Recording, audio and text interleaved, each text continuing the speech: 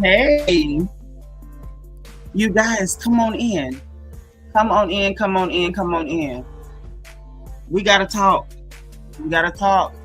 Real Housewives of Potomac, Season 10.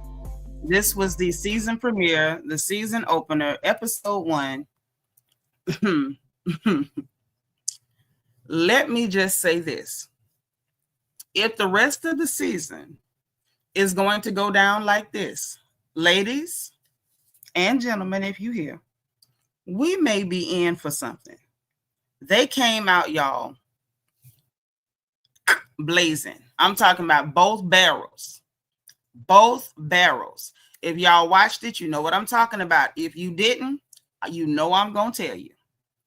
Let me say it again. If you watched it, you already know what I'm talking about. And if you didn't, I'm going to tell you. Y'all, they got out of control. I ain't know it was going to be like this. I didn't know it was going to be like this. But let me say, after what I endured during the Real Housewives of Atlanta season 16, I deserved tonight. And I'm going to tell y'all the truth. I wasn't looking forward to it. Ask Peanut. She in the chat. She'll tell you. I was so depressed just thinking about it. I was like, man, I got to watch this show. I don't want to see this show. She's telling you. She was like, I told you I had hope. You wasn't wrong. They gave me a show tonight. Let me just say this. These heifers, lovingly this time. Usually when I call them heifers, ain't no love. But tonight, I call them heifers with love. These heifers put on the show tonight. Let me just, before I even greet everybody, let me just tell you what went on. The way I felt about it. These heifers put on such a show that even the heifers that I don't like, I found myself liking them at different points during the show. Can't believe it, can you? Even the heifers I don't like gave me moments where I had to like them during the show. And I'm going to tell you something else. Out of them new heifers, one of them heifers, I think I'm going to like her. The second one, I ain't so sure. But that first one, the one that's Kiearna's friend, I think I'm going to like her. Oh, yeah. Now, let me greet y'all, and we're going to talk about everything that happened. Because, baby, look, my hands sore. That's how much writing I did. My hands are sore. That's why we just not getting started, because I had to keep playing back to make sure I wasn't missing anything. And let me just say, that is when I know I'm enjoying an episode. When I have to slow down and replay and replay and replay because I don't want to miss nothing. You are giving me a show. And tonight, these heifers gave me a show. So let's get into it. Let me greet who's in the house, and we're getting straight to the buffet because baby, they got to it tonight. Lel, how you doing, boo? Happy Sunday. Thank you for being like number 1. We got my girl Kiearna in the house. How you doing, sis? Thank you for being number 2. Bianca the Beautiful is holding the chat down. Okay, she's asking y'all to hit the like button, and I am too. Hit my like button, run my likes up, because you know we ain't got time to stop for no Duolingo tonight. These hookers kept me on my toes. Too adorable. Thank you for being number 3. Glad you made it. Happy Sunday, my good sis Magaline Lamar is number 4.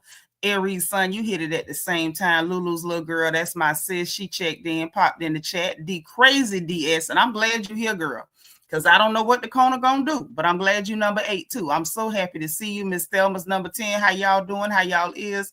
Share this video because we ain't got time to go to Instagram to get nobody. Y'all see I'm running late because these girls kept me on my toes tonight. They did. Y'all, my hair sticking all over my head. Wasn't nobody even gonna say nothing. Quiet Storm 87. All right, our princess's mother is number 9. Deborah Randall is here, so Housewives Talk is legal. We are in full compliance. Don't nobody call the county on me. Thank you for being number 8. Zelene, glad you made it. All right. Y'all make sure y'all hitting that like button. And listen, the engagement button on the bottom right-hand side, the circle with the heart emoji, tap it. Make sure I got bubbles the whole stream. If I stop and check and I ain't got no bubbles, I'm liable to shut this whole thing down. because I wrote notes tonight to my hand hurt. So I need likes, I need bubbles, and I need y'all to cut a fool in this chat. Keep me engaged because I work for y'all tonight, okay? Thank you for being 15, Peanut. Brandon Martin, thank you for being 14. Child, it wasn't cringe to me. These heifers gave me a show, Brandon. I enjoyed myself. Hey, Yolanda Franklin, thank you for being 18. Miss Lovely T is 16. How y'all doing? Like this video, put your like number in the chat. Make sure you share the video. Carrie Clark is 22.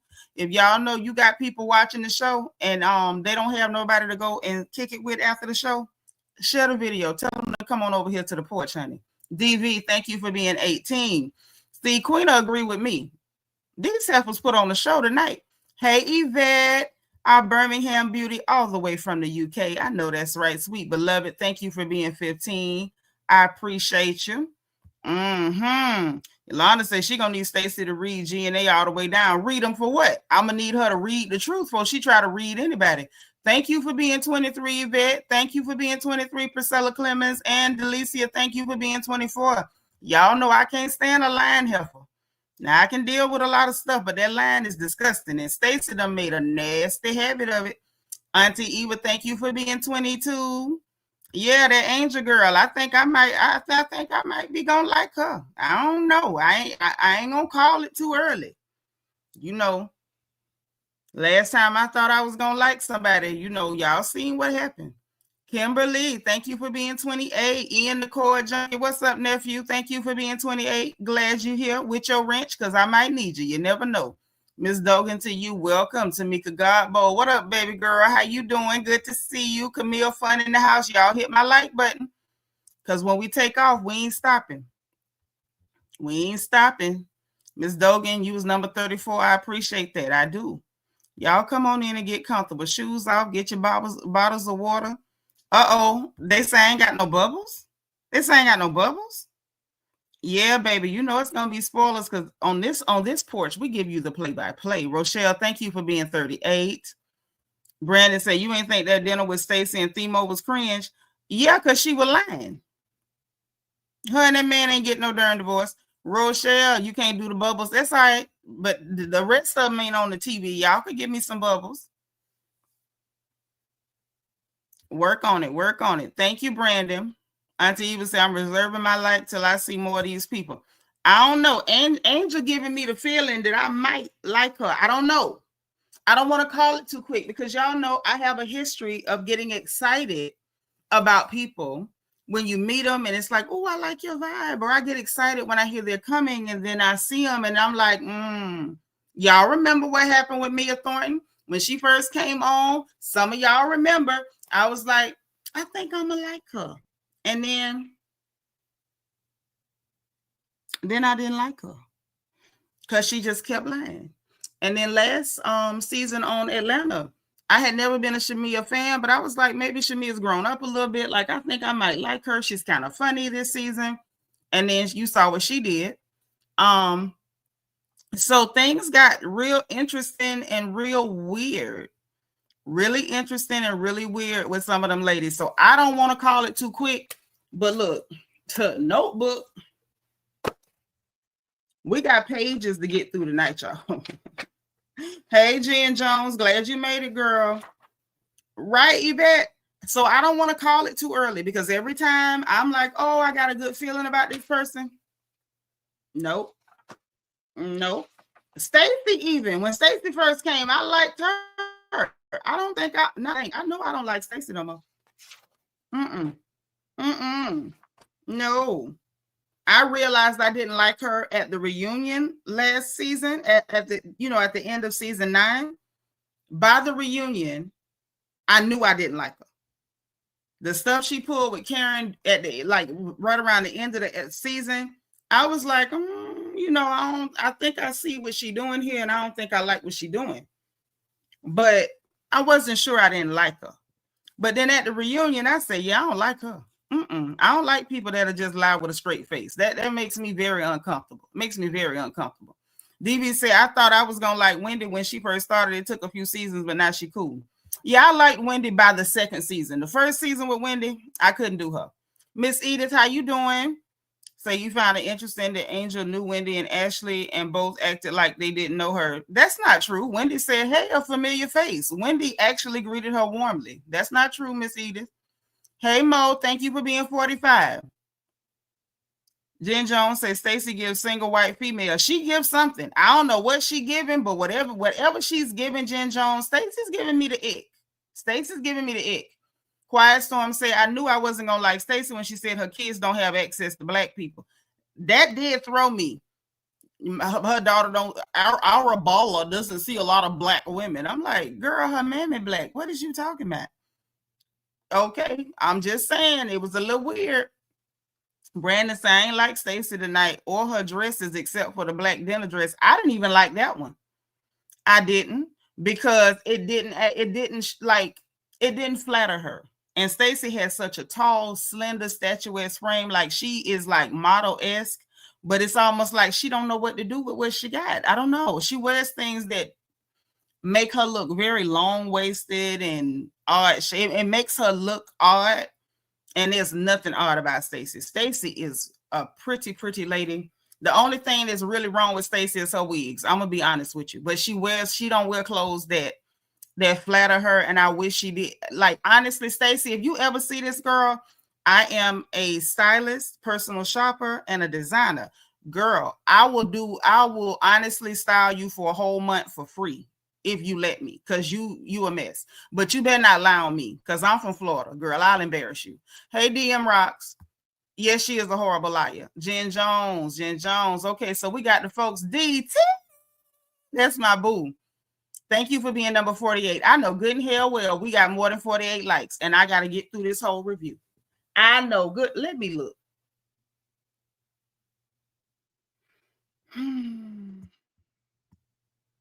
Let me look. Because I know good and well y'all ain't treating me like this. I know y'all ain't treating me like this. After I done did all this work, I know y'all ain't going to treat me like this. Oh, I see my bubbles. Okay. Is 21 people sitting in my house don't like me?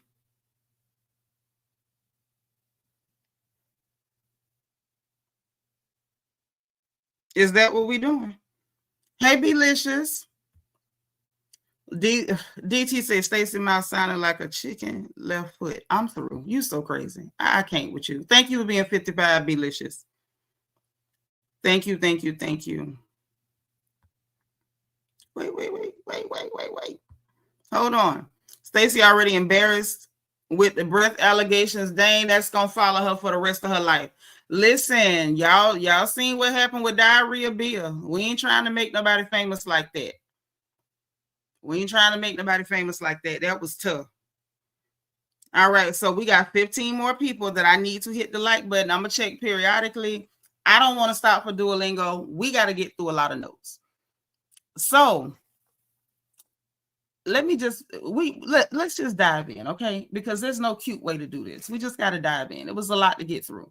So first of all, this episode was not at all what I expected. I expected a snooze fest, and mainly because, that's what they've been giving us. Them and Atlanta. There's been a lot of snooze with mess tucked in between, a lot of filler, a lot of fluff. What up, Clyde Jones? Thank you for being 53, dear. So, well, I mean, Kiearna be back. Bravo was there and had microphones in her truck when she got out of prison. She'll be back. Say on TV, no one could have pulled her to the side off camera. They wanted to embarrass her. Oh no. Listen, I'm gonna tell you what happened. There was no pulling nobody off camera. Like literally, you don't lean in somebody's face and go, "Is my breath stank?" and think ain't nobody gonna say nothing. Like, come on. That's like Mia coming downstairs last season with her crotch real loud and screaming, barking like a pep rally, and think what nobody gonna say the room was stank. Hey, Lady Blue, thank you for being number 62, girl. She embarrassed herself. Now, I don't know whether she been chewing on Pampers or corpses, but them people was talking about her mouth real bad. And I mean real bad. Okay? So check this out. Yeah, she did that, Belicious. Oh yeah. Watch again, Suge. She did that. That she did. Mm-hmm. Now, out of y'all that watched it, put a 1 in the chat if y'all saw when Stacy leaned into Ashley's face and tried to burn off the rest of that girl hairline. Now, you already know Ashley hairline started in the middle of her head. She ain't got no edges. Stacy had the audacity to lean in that girl's face and go like she was trying to singe off the rest of that child hair. Now, that's what she did. That's what she did. Say now she breathing on people. Stacy, that's not classy at all. Jen Jones say the breath is the new cast member. Must be full time. Got to be. I hope the breath is getting paid because TJ show didn't. Now let's get into it. So I thought this was gonna be a snooze fest. Even the way they started the episode, I was like, oh, here we go. I was like, here we go. Oh, we started off with Karen and Karen being released from prison, and we hearing Karen in the car. So that means, Bravo, not only were you filming, you had microphones in the car so we could hear what Karen was saying. Lord, Ashley's hairline need to be paid too. Yeah. On telly. Nah, you know what? Maybe one of the worst. But somebody people talking about your cooter pop stank is way worse than your breath. Because you could have ate something bad or something, going through something. But, there you go. Yolanda say not enough wig glue could hold Stewie Darby's wig. Not with that heat. Yes, she's a dungeon dragon. Okay, shout out to Buster. But not really, because he tried it too. So look, they started with that. She being released. Bravo got microphones in the car. So we hearing Karen ask for Kleenexes. We could hear her sniffling and stuff. So clearly Karen gonna be back. Clearly, right? Belicious, Mia Monkey was stank last season at the little cabin they went to. She came down the stairs and Ashley was like, ooh, who stank? And remember Jacqueline bent down to sniff Mia's crotch? Y'all don't remember that? Because I do. I ain't gonna never forget it. We have never had a Black woman on a reality show to have people saying that her pocketbook was stank. And so I'm glad that wasn't no Black woman either. But the fact that it was on a Black show was very embarrassing. Hey, Lil Mackie, say KK is about to get on my nerves this season. She has gotten on mine. She's definitely got on mine. Mm-hmm. So, Lord, B-Stay, please don't remind us. I won't repeat it no more. I ain't gonna say it no more. But y'all know what happened. I ain't gotta say y'all, but y'all remember what happened to the last security guard. So we get through that. Hey, Linnell, thank you for being 65. And next thing we know, we get a flashback 6 months earlier. And then they start, showing the sentencing and the sentencing. And I'm like, okay, so we just gonna Karen it up, huh? Then they showed Gizelle. So I'm thinking Gizelle finna talk about Karen some more. So I'm like, oh God, I'm about to be bored to death. Right? Y'all make sure y'all like this video. Put your like number in the chat. If you see somebody new, greet them, please. Hello, gorgeous Chanel D Queen. How you doing, sis? We love you. But listen. So that had happened. But then I see Gizelle getting glasses and stuff. So I'm like, oh, she having somebody come over. So Gizelle talking about Karen and she wished this wasn't happening and all that. What up, Ray? Thank you for being 66. Y'all greet people. Hey, if this your first time here, please put FTL in the chat for first time live so we can welcome you personally and individually because we're happy to have you here. Also, quick housekeeping. If you must curse, misspell your curse words in my chat.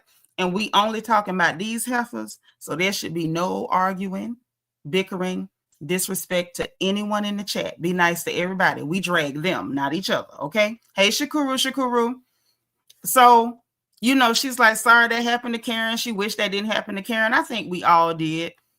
She says she want Karen back. She definitely was not typical Gizelle, like, the Gizelle that we've been used to.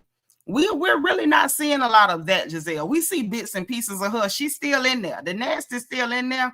But for whatever reason, they got her pressed down. The nasty Gizelle, she got it tucked up underneath, her left bosom. We ain't seen that here for a lot. Hey, Brandon. All right. I liked Ashley tonight, too. Ashley gave me a show tonight. And y'all know I don't like Ashley. I don't like Pennywise. I'm the one who named her Pennywise. But Pennywise gave me a show tonight. Yes, she did. So when we know anything, Ashley shows up. So at first I'm thinking, okay, Gizelle and Ashley finna sit around and talk about Karen, but no. So all of them went to showing up. So Gizelle was like, talking to Ashley like, I want them to put Karen like in the geriatric section. I said that's the Gizelle we know, with the old jokes and stuff. Like her and Karen ain't just about 6 or 7 years apart, 5 or 6, however many years. It ain't that many for her to be talking about AARP section and all that. But at the same time, I low-key get what she was saying, because Karen ain't no hardened criminal. Y'all know that. Karen is not built for that. She is just, But at the same time, she did need to be stopped, because I would rather hear about Karen getting in trouble than to hear that she lost her life. Because I think most of us love Karen. We know her children love her. Her family love her. Uncle Ray love her. It would be horrible if we got news that she was no longer here because she can't get a handle on what's making her drink. Like, we got to be honest about some stuff, y'all. And we got to be honest that Karen ain't the only one using things to cope with what's going on with them. Let's be honest. Now, she was using alcohol and taking her prescription stuff and trying to cope that way. And then we have other people that cope by, smoking reefer. Some people cope by grabbing a 2-piece and a biscuit. Y'all know it happens, right? Some people cope by, shopping too much, and then they run up their credit card. So with all that being said, Karen did need to be stopped. I think we can all admit to that. Put a 2 in the chat if y'all with me. If I'm tripping, please put a 3. Please understand. I'm open to the fact that maybe I'm tripping. But put a 2 if y'all see where I'm coming from. Karen did need to be stopped. Don't nobody want to see that lady lose her life. Like, I get it that you going through all this stuff, and that's how you've been coping with stuff throughout your life. But at a certain point, you got to learn a different coping mechanism. Because if your coping mechanism is self-destructive to the point where you could end up leaving this planet in a tragic way, you got to do something else. You got to do something else. That ain't it, mama. That ain't it. Because when you got them maladaptive coping mechanisms, because that's very maladaptive, if you don't stop it and you don't learn another way and get more tools to deal with it as life goes on, and you go through, more and more traumatic things and more stressful things, the habit is only gonna get worse. That's why she had DUIs, but look how bad this one got. And it could have went a lot worse. So Karen did need to be stopped. I'm glad she got stopped. Low key, she needed a little bit of a scare over jail. I think a few months in a jailhouse was enough to scare her. And I think that's all she needed. I want to believe that's all she needed, because we don't want to hear that. I would much rather hear her, drunk as Cooter Brown, pissy drunk, telling that man, I am Thomas Jefferson's concubine, and I am rich and you are white and poor. That was hilarious. I would rather her make me laugh than to make all us cry, because I think everybody would be very sad, just naturally, because that's bad news. Right. And hopefully she got some therapy in there, because she has a daughter. I know she got a son, but it's something about, girls need their mama. Ain't nothing more pitiful than a girl ain't got her mama. So, and I know, because I am one. So anyway, they talk about that. Ashley tells Gizelle she got together with Stacy and the churn, and she was trying to give her a chance to, clear the air, get stuff out. And she didn't. And they flash back to the whole TJ of it all, and all the clips of TJ and her play acting and all of that. And Gizelle was like, well, what the hell did she say? Ashley say, child, she's still denying everything. Wendy and Kiearna show up. Wendy laughing like, ooh, I get to come inside this time. We get to flash back to the read. The read that sent Gizelle spiraling. And y'all say what you want to say. Wendy did Gizelle's, she read that lady so bad. It took Gizelle years to get over that. And shout out to Wendy, because I like people that can go ahead and go in. Like, if you're going to go in so good that it take them a while to shake back from it. And it took Gizelle some years to shake back from that. And I'm glad they're in a cool place because it was getting annoying. The let's gang up on this one and try to ice her out, and then get mad at everybody who don't agree with it. Then you got team this, team that. It was getting to be a lot. So that was a cute little, nod to that. Then when Stacy pulled up, Gizelle was like, well, Stacy's out there. Actually, she got the same car as you. I said, wait a minute. And the fact that Gizelle messy tail, this is what I'm saying. The people I don't like, because y'all know I don't do Gizelle, but god darn it, Gizelle was giving me my life tonight, as y'all like to say. Gizelle was like, Ashley, why she got the same car as you? You know why she said that. Y'all know. Remember everything that went on with Vivian, with Karen friend, when she said that Ashley for that party knew, not Ashley, Stacy, knew that Ashley had wore the dress or was going to wear the dress or had wore the dress or whatever. And then she intentionally wanted to wear the dress that Ashley had worn and then tried to lie on Miss Vivian and say that Miss Vivian, was being messy or whatever. And then Miss Vivian was like, girl, you specifically asked for that dress. Y'all remember that? Put a 7 if y'all remember that now, because I want to make sure I'm not, remembering something from an alternate timeline. Because I remember. Do you remember, girl? Because I remember, okay? So when Gizelle said that, I say, Gizelle, messy, and I like it. Mm-hmm. So Ashley was like, child, that's Alona. She getting one custom made. So I'm sitting up there like, oh, not custom made. Key. She got that Bravo check, and she was like, let me get me a custom car. Let me get that. Mm-hmm. Let me get that. Definitely. Mm-hmm. Yep. Bianca say Stacy copping off everybody, ain't it? Happy Eddie, the dress, the car. Mm-hmm. Baby, she's a regular mimic, ain't she? Mm-hmm. And so Kiearna, she threw her little jokey joke in there. And I was enjoying her. And then she just went south. Kiearna was like, yeah, she done spent TJ money on that car. I said, give me some more. I was enjoying it. So anyway, she came on in, everybody sitting down, they talking about Karen or whatever, and everybody basically was like, man, wish this hadn't happened. And Gizelle was like, yeah, but she did need some accountability. But then basically the general consensus was, ain't nobody want Karen in jail. That was the general consensus. Ain't nobody want Karen in jail. Even Wendy talking about, she was my friend. What'd she say? What my notes? Yeah, she said, that was once my friend. Girl, she ain't do nothing to you. She ain't do nothing to you. You let Stacy hype you up. You turned on Karen. And then you found out Stacy was full of crap and trying to steal business ideas from your husband. Yep. That's what's going on. Yeah, Kiearna said she spent TJ money to get the custom car. That's what Kiearna said. I didn't say that. That's what Kay said. And so anyway, Ashley was like, Gizelle was like, right now it's messing with her. Like she woke up and was like, oh my God, I'm waking up and Karen is in jail. Ashley said it felt like a punch to the gut. I believe that was her that had said she ended up crying about it, which I can believe. People take shots at each other unless y'all just hard down enemies. It's gonna affect you if somebody in your friend group or your social circle is that you never thought would end up in jail is sitting in a jailhouse. Like that's some sad crap. So I could see that. So they was, they went through that and talked about that a little bit. And Gizelle was saying that's when she was saying like, accountability cool, but she didn't really want her in jail, but they did need her to stop. Ashley went to joking about Thomas Jefferson's concubine. And to be honest, it was right on time. At that point, we needed a joke because it was getting heavy in there. It was getting heavy. It was getting sad. And not dark like people were being negative, but it was getting dark as in like gloomy because it's not a happy subject.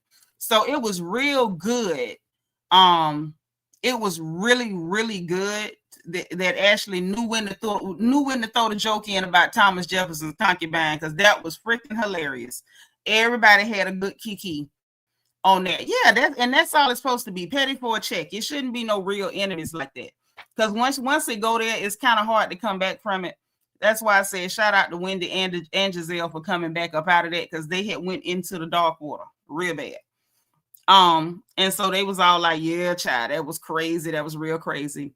And so Stacy being all out, yeah, some things that just shouldn't be said. And it's like she wanted to get in on the joke, but it's almost like everybody's in there dancing to some Teddy Riley, and she dancing to REM. She doing this, everybody else doing this, and she doing something else. It's like her rhythm is off. I don't know. But anyway, and so Ashley was like, well, Thomas Jefferson, let's look at the initials, TJ. Let's get to the T and the J of it all. I say, oh, look at Ashley transitioning. Listen, let me tell y'all something. Ashley worked for her money. Ashley Darby heard y'all saying that she wasn't bringing nothing and was just running rumors back and forth, and she wasn't working for her check. And apparently, Ashley said, oh, I'm working for mine. Ashley said she working for her check this season. She said y'all ain't gonna lie on her. She said y'all ain't gonna lie on her, not this season. Ian say, or her getting life in prison for unaliving somebody. Oh yeah, oh my God, that would be so heartbreaking. Lady Blue say they hurt now, but when Karen returns, she'll be the butt of Ashley and gives us jokes. Of course, that's what they supposed to do, joke on each other. But ain't nobody wishing her to be in prison. It's people I tell jokes on. I don't want you in prison. My mama got a sister with a mustache thick as Tom Selleck, and I can't stand her riding or walking, but I don't want to hear that old bat's in prison. And I'm going to tell 100 jokes on her. In front of her, behind her, on top of her head, and everything else. But that don't mean you want the people in jail. Hey, Latrice Dudley, thank you for being number 86. So anywho, Stacy was like, she's still denying she ain't paid TJ no money. And so Wendy was like, well, girl, have you talked to TJ? At this point, I'm leaning into the camera, into the screen, like I'm there with them, because I need to hear, did you talk to TJ? Because TJ showed talking to us. Did you talk to him? Mm-hmm. Chris B, how you going to get a storyline in the first episode? Now, don't you make me defend Ashley Darby, because I don't like her like that now. Don't make me defend Sheila Daughter, because let's be honest, Ashley coming in strong, and she gave us the first event of the whole season.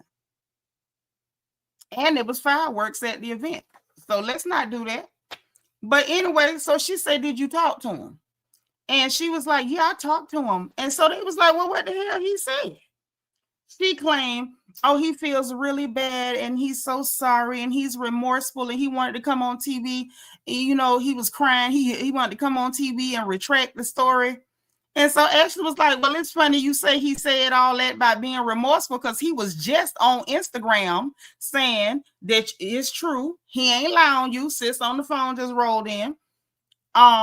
He ain't lying on you. And he said he got receipts. Child. Kiearna was like, child, it's getting scary. And I was with Kiearna.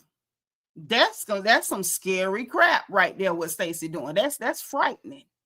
You know what I mean? So Stacy like, well, what's scary about it? She was like, girl, her eyes said what my eyes were saying, like, girl, you sitting up here with people knowing the truth and you still lying. That is scary. You Freddy Krueger, you Michael Myers in this mug. You Big Jeep. Something wrong with you. Okay. Hey, one who cares. Thank you for being like number 90. So, anywho, she was like, something terrible happened to me, and everybody was like, what happened to you? She was trying to take the situation where she done lied, promised to pay this man, ain't paid him, and he outed her. She got caught in all her lies. She said something horrible happened to her. They was like, what happened to you, girl? And you could tell they really was like, we didn't know something happened to you. She was like, him saying this, and now, let me try to get this right. She said, that everybody treat me like I'm, that y'all questioning what I say and, whatever. And Wendy was like, wait a minute.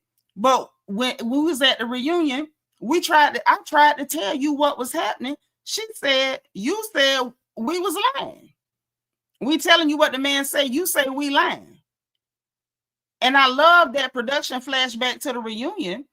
to show where Wendy told her, like, girl, this is your chance to clean this up, because if you don't, your character gonna always be in question. And it is like, you were warned, you didn't handle it. You can't be shocked that everybody looking at you like liar, liar, pants on fire. Okay. So anyway, and she said, you know, my friend wouldn't have told me I'm lying when I'm telling her what somebody said. And so she was like, well, I mean, just like you sure your friends, I was sure TJ, and I didn't believe it, and I still don't believe it. You don't believe it? Girl, shut up. Because you heard what he said. You watched it back. You saw him on camera saying it to Eddie and them in the back. You saw everything. You know he said it. You saw the social media post. If we saw it, you saw it. Hell, that's your friend. So you say he ain't your friend no more because you owe him money. So anyway, Kay was like, basically like trying to give her an out is the way I looked. Is the way I looked at it. She tried to give her a way out. And she was like, well, wasn't it like a different type of a relationship? And it kind of went sideways on you. Like she trying to lead you into a story. Kiearna was trying to lead her into a story to get away from it. Yep, Michael Myers and Big Creep. That's how that's the kind of vibe she giving. Mm-hmm. And so she was like, no, it wasn't like that. I loved him enough to step out with him, even though I was still technically married and all this other stuff. And I wouldn't do that to get on this show or any other show. So Kiearna was like, well, I had heard you had been trying to get on this show for a little minute. You know what I'm saying? And then Stacy took it left. She did what a lot of people do when they lie. If y'all notice, roll with me on this. Put a 1 in the chat if you know people that get defensive and then get aggressive at you when you catch them in a lie. Let me put my 1. I can name 2 people right off the top of my head that I know will do that. The minute you catch them in that lie, they get aggressive. They play victim. They get defensive. That's what she did. That's what she did. Okay. And so I was like, oh, Lord, what's going on? Why you getting touchy? So when Kay asked her that, she was like, I've been on TV for years, girl, on QVC. You was a pretty lady on QVC, but you was on QVC. And it's giving you did want to be on that show. So she was like, well, it wasn't that. And I did it. You know, I came on the show when the time was right. And that may be sensitive for you. And Kay was like, no, it's not sensitive for me. What do you mean sensitive for her? Why would it be sensitive for her? Like, that doesn't make sense. And so Kay was like, no, it's not sensitive for me. And then all of a sudden, I mean, I feel like you being aggressive.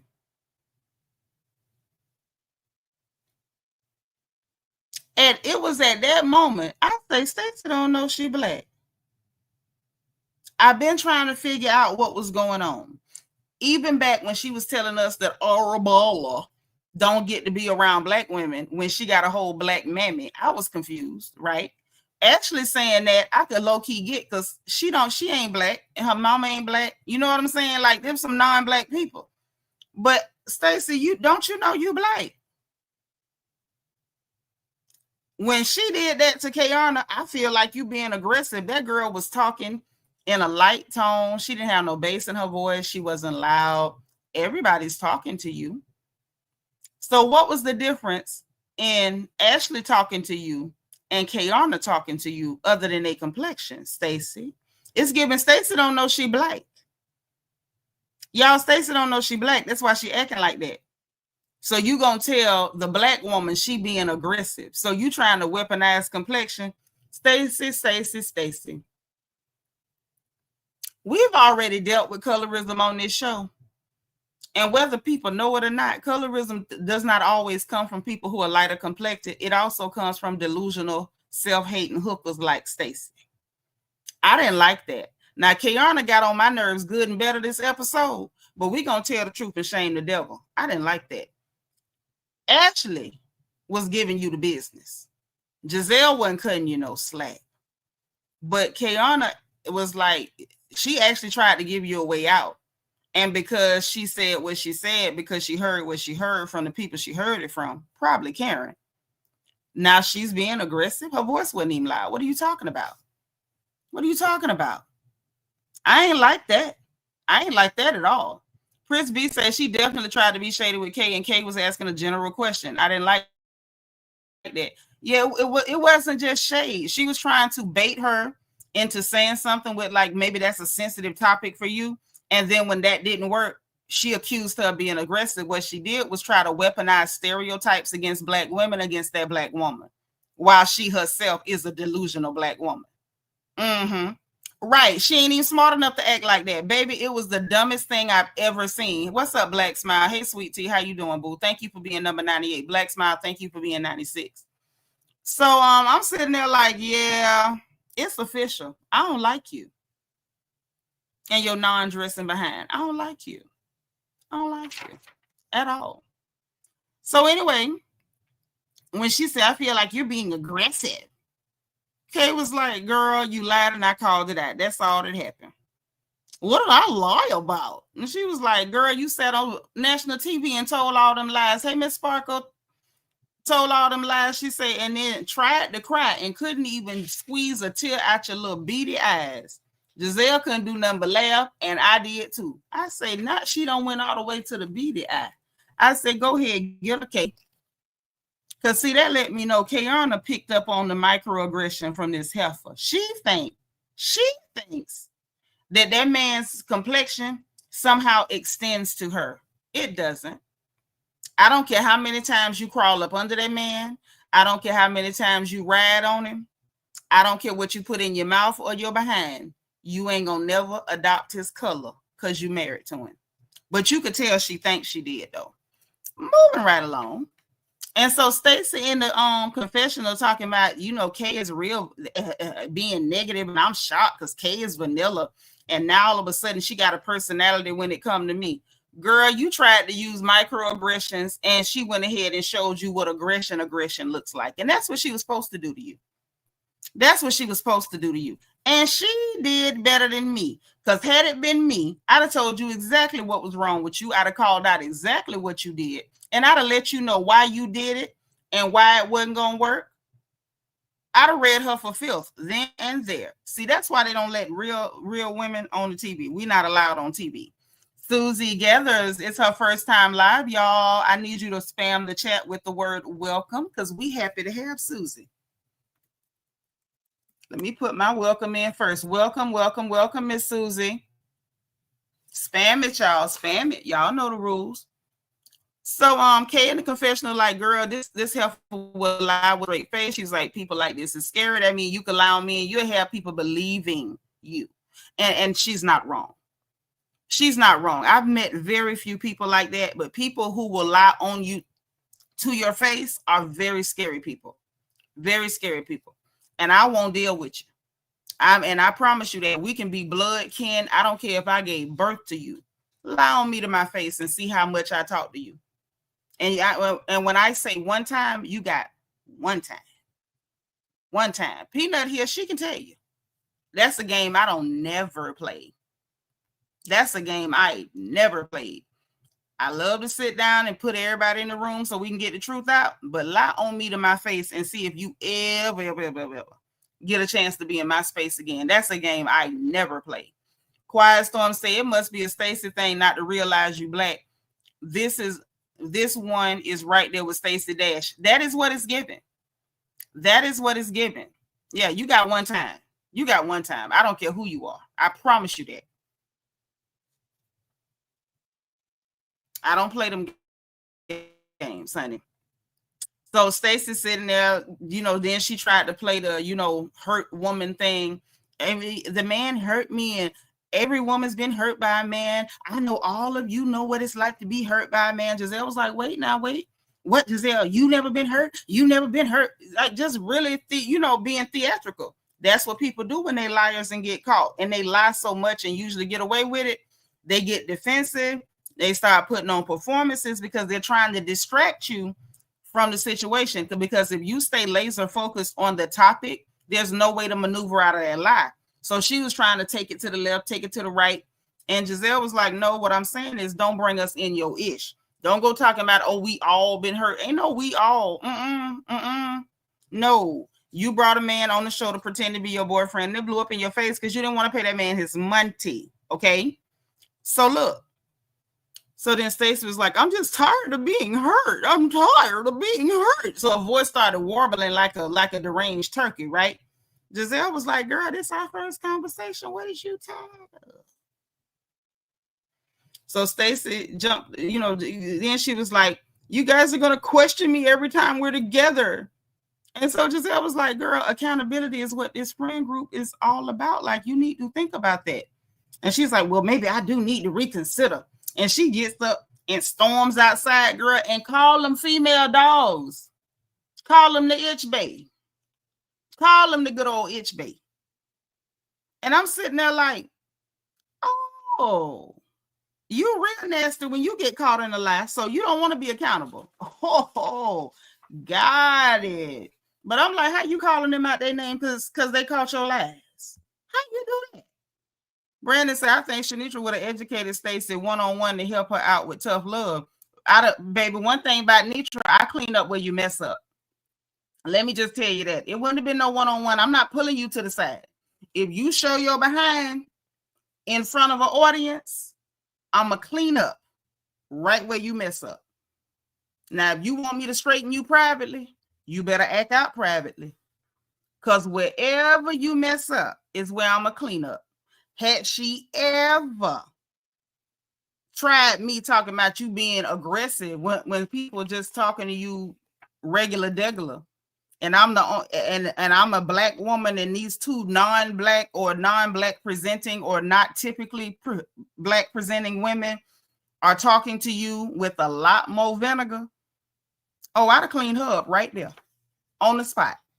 I'd have let her know about her microaggression, why it was disgusting, why it's foul, why it's even more foul coming from another black woman, that you would try to weaponize a woman's complexion and stereotypes against her. And I would have absolutely let her know how disgusting that is, considering the fact that you a whole black woman yourself. And know your husband's whiteness does not extend to you by proxy because you rolling around with him.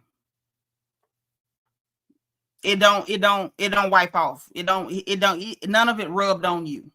None of it, right? So Gizelle was like, well, she gone. Now that she gone, let me tell y'all what we know. So this is what Gizelle said.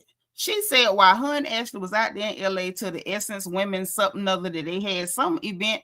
Apparently it was this actress that apparently is well enough known. She came and sat down and talked with them and showed them pictures of the lawsuit papers because she had them in her phone. Gizelle talking about she wanted to take the pictures, but she didn't know how to take the picture without the lady watching, because she good and messy. And I ain't mad at her because I'd have just asked her, hey, girlfriend, can I take a picture of the screen of your phone? You ain't got to send it to me. That way ain't nobody know you sent it. I won't even say where I got it from. Can I just take a picture of your screen of your phone? Because I would have asked. I'm not sneaky like that. I'm about as subtle as an anvil or a 30-pound sledgehammer. So I definitely would have just asked her for them, right? But she say it's legal documents. And in the documents, TJ is suing Stacy because she agreed to give him 50% of that RHOP check. That's how bad she wanted that check. Talking about, oh, I just came on the show because the time was right. Girl, you came on that show because you need that check. You came on the show because you needed a check. What same energy? That heifer lied on national TV to everybody about everything. Ashley did not come on this show lying about everything. We knew she was married to Montgomery Burns. Hey, J. Rochelle, thank you for being 104. We knew that he had her on a short leash. We knew he had her dressing out of Forever 21 and Charlotte's Roots and Dots and Rainbow. We knew that her mama was Sister Underbridge. We knew that she was a barfly, and that's how she met that old man. We knew that she ain't come from nothing and her daddy didn't want nothing to do with her. Stacy came in that show lying about everything about who she was other than her name. Hey, Jay Stokes, how you doing, lady? No. Y'all can get mad at Ashley all you want to right now. Ashley doing the Lord work. This needs to be called out. So they said they seen the paperwork. She done agreed to get this man 50% of her check. She gave him part of his money. He want the rest of his money. And she out there getting custom cars instead of paying this man. Because TJ put on a brilliant performance. He had y'all thinking that he was, fooling her and he would like men's. He had me thinking he was unstable and maybe gonna turn to a stalker, maybe breaking her house and hide in her closet or something. He put on a performance, and that man deserved the rest of his coin. And I'm glad he taking her to court. Pay that man his money. You shouldn't agree to it. So anyway, the 2 months later, we get the little real quicks with everybody's house. We got Wendy and Eddie in there decorating. He said, "Where the money coming from?" She say, "Your dope money." I say, "That's funny." Gizelle is over there with her cleavage out, hanging with her homeboy. She had the tatas on display. I say, "Well, go on, girl, put them out, set them out. The children grown, set them out." Okay, that's how we be. Once we get the children gone, we can try to get ourselves back together. Go, Gizelle, go. Gizelle been dressing better than everything since the children been gone. Let me find out Gizelle was just putting on whatever she could find, scrap fabrics and stuff, because she was raising the children. If that's the case, salute to you, Gizelle. I take back every joke I ever told about your clothes, because if that's what was going on and you was putting your children first, salute to you, because that's what real mamas do. I respect that. And I'm starting to think that's what it was, because ever since them children been grown, child Gizelle been putting it together. Now, she ain't turned to no fashion plate, but she sure look a whole lot better. And I'm real happy to see it. So shout out to her for that. It ain't easy being mamas. Matter of fact, shout out to all the mamas out here. If y'all wearing dresses from 6 and 7 years ago and you take good care of your clothes because you can't afford to buy a whole bunch more because each children need money like air and water, shout out to you too. Salute to all the mamas. Salute to the ladies that's got to wear 6 and 7 and 8-year-old Brazils because your children won't quit growing out of shoes. Shout out to all the ladies who would love to go and take themselves to spas and for this type of treatment and pampering and stuff, and you can't, because them children, every time you bat your eyelash, them children need money. Shout out to all the mamas that have to do their own hair and can't go to a shop because you always making sure your children look top notch. Shout out to you, because ain't nothing worse than a heifer that's always looking good and her children looking raggedy. Ain't nothing worse than that, and I think we can all agree. So shout out to her. Then we see Ashley and her friends up there pulling out stuff that they're going to donate and give away. And I was like, I don't know what this is about, but shout out to y'all. Okay. Then we get Stacy and her ex-husband done met up for lunch, I'm assuming. Okay. Yeah. Shout out to old Grizzle, as you call her. Shout out to her. Mm-hmm. Yeah. She been looking real, really like she looked since she got grown. So shout out to Gizelle. Okay. So anyway, she go meet the ex-husband. They sitting down talking about they back together and they prioritizing themselves. And before they was just always prioritizing being parents and not the relationship or whatever. But I'm gonna tell you what I didn't hear at the table.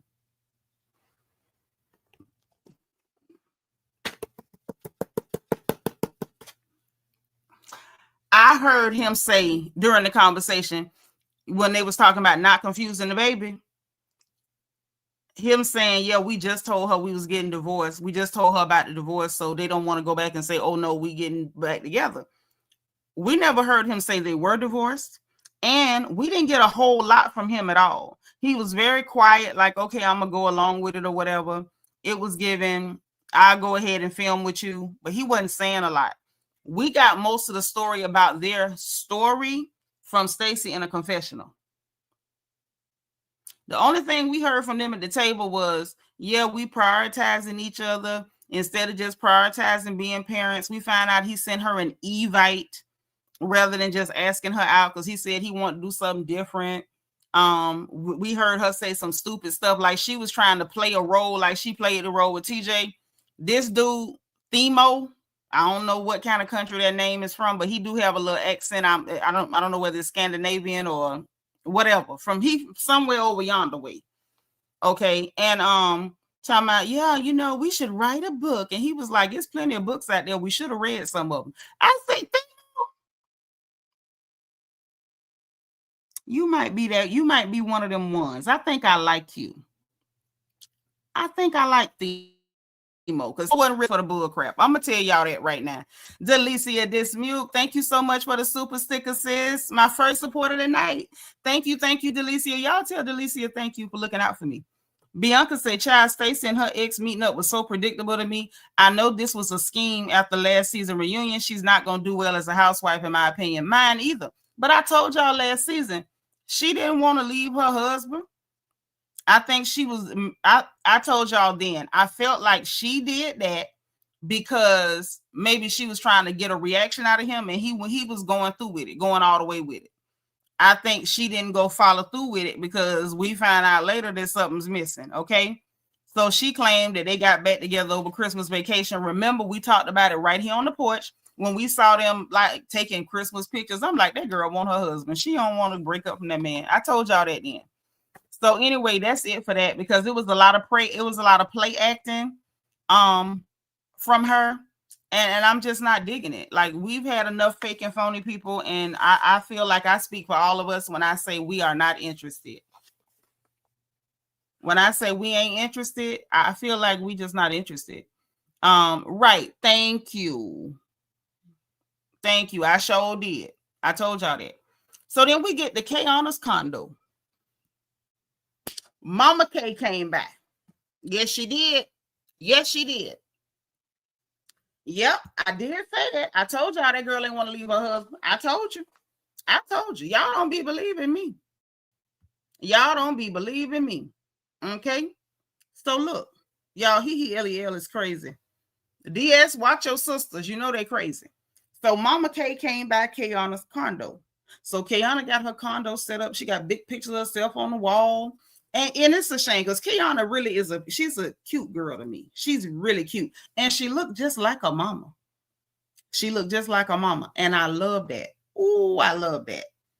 So look, the mama came over and she started talking about, last year, she, with some of her darkest moments. She had her darkest moments and, basically talking about how that man embarrassed her on that screen like he did. And she said she moved out from him, ending their relationship. You should have never been in the house with him, playing house, and he dragging you, wanting you to play mama and get churned up, get him ready for school, but he don't care to get married like he was some kind of prize. I'm like, oh my God, sir, is it crack?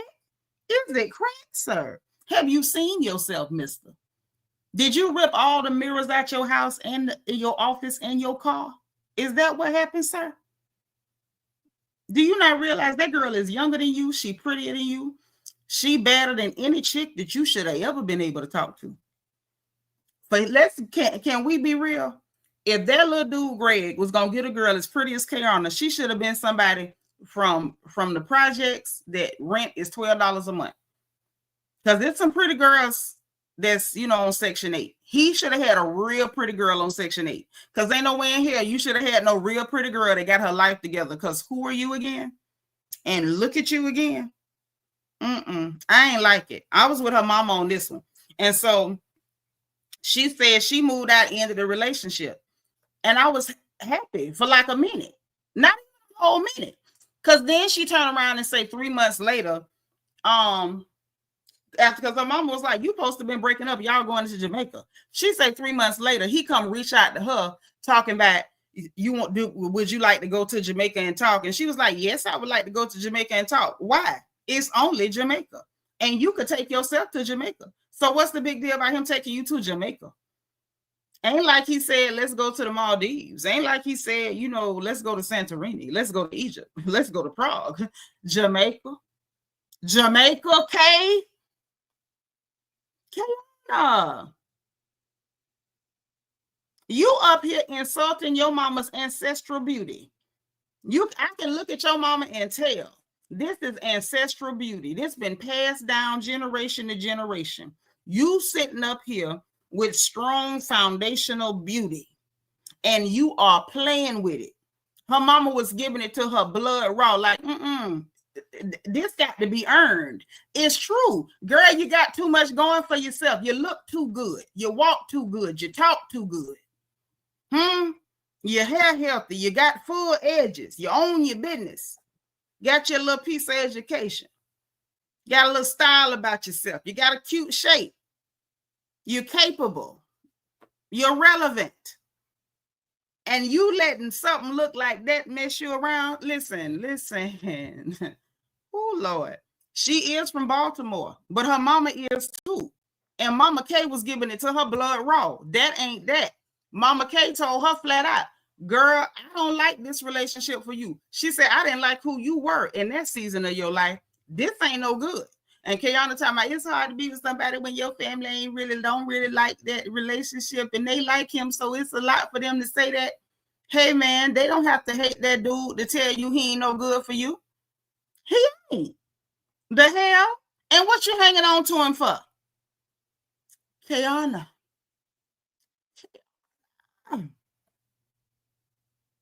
I don't know. It's like, y'all, it's like with some young women, it's almost if you meet one that's a decent prospect, but he got a bunch of stuff wrong, they be scared to let him go like another one ain't coming along. If this one came along and he was a decent prospect, but he ain't no candidate for baptism, push him on out because he holding up the spot for the right one. He in the way. Your actual husband might be looking for you, but he gonna see you and get the misconception that you taking when you ain't. Get him out the way. Get him out the way. That's all I'm saying. Okay. So anyway, so they went down there to talk about, oh, he realized I was serious. Girl, he knew you were serious when you moved, before you moved out. He didn't care. He didn't care. And you don't care nothing about yourself. Let me shut up. So anyway, her mama told her what it was. And she was like, well, what the hell y'all doing now? So she say, well, I'm in therapy. And right now we just dating and I'm focusing on being happy. Her mama look like I look. What? Okay. See, your mama was expecting you to be like, no, he done got his stuff together. He's being intentional. We are working toward marriage, and he is seriously putting his attention toward it. And that's not what's happening. He's not doing that. And Kiearna is not demanding that he does that. She just accepting whatever bones he throw to her. And this is stupid. So anyway, and her mom was just basically telling her, like, girl, when you start looking at men, you need to make sure that it's a good situation long term overall, not just we had a good day and then a bunch of bad days and then a good day. She's like, that mess ain't consistent. So hopefully she listened to her mama, but something tell me she ain't. Then we got Wendy and her family. I love that little chocolate family, that beautiful black family. Eddie going out of town, child, of New Jersey, because he opened in a new facility. Happy Eddie is expanding. Wendy is enjoying the financial success of Eddie's dope business. Hey, that's hilarious. And then she kind of, made a joke or two and mentioned about Stacy copying their business. Like it must be really great because Stacy copying it. And she is. And Gizelle called her out and Stacy lied. And we found out that was like the biggest lie. Okay. Then we found out that the son want to work at Chick-fil-A and they all clowning on him big time. And it was cute clowning, nothing rough. So then we get Ashley at the boutique with the lady named Gilda getting ready for her bloom ball, divorce party, whatever the hell. I don't think Ashley really knew what she wanted to call it. She just knew something with a bloom, right? So boom. Yes, and thank y'all for tearing up that engagement button. Tell them again, B. I appreciate it. So get this, Ashley. This is the Ashley Stacy showdown. This the one we saw the clip of, but this time we got the full picture. So look. All right, so boom. Ashley tell the boutique lady, hey, my friend girl coming. She look like a model. And Stacy do. Stacy got the height. She's slender. She, you know what I'm saying? She could walk a little better, but she, as long as she ain't walking and you don't look at her hair, she do look like a model. She really do. So she was like, oh, okay, good. So Stacy shows up, you know what I'm saying? Then we find out, through the little captions and flashes that Ashley got her little ching-a-ling ching-ching up off of Monty Burns. Yes. Mr. Burns had to break some bread with Ashley. I said, y'all know I love to see a woman get some money. And if she had to lay up there and play Connect the Liver Spots with Montgomery T. Burns, Ashley, you earned every dollar, sugar. Every dollar. Now, you still ain't got no style, but you sure picking out better clothes. So, look, Stacy show up and she went orange again. I told y'all last season, I got a sneaking suspicion that Stacy kind of like prefers orange and orangey type colors, orange, peach. You know, she will go pink, but orange seemed to be her thing, and orange does look good on her. I'm gonna give her that. Okay, so she shows up in her orange again. We see the invitation that she sent to Stacy with the man in the top hat and the whole production. I'm like, that invitation looked like something that Kiearna sent out before. Kiearna be the one sending out these big production style invitations, but I'm like, oh, well, Kiearna ain't there. I guess, you know, Ashley had to channel her inner Karen child. Yep, Connect the Liver Spots. That's what she was playing. Yeah. Yeah, trying to make sure she didn't give him no skin tears. You know, he's elderly. So she shows up or whatever, and basically it was a divorce party, and so she in the confessional shading Ashley, but you don't say nothing to her face though. Well, you know, our divorces are different. You know, it didn't take me 10 years to get divorced. But girl, did you get divorced at all?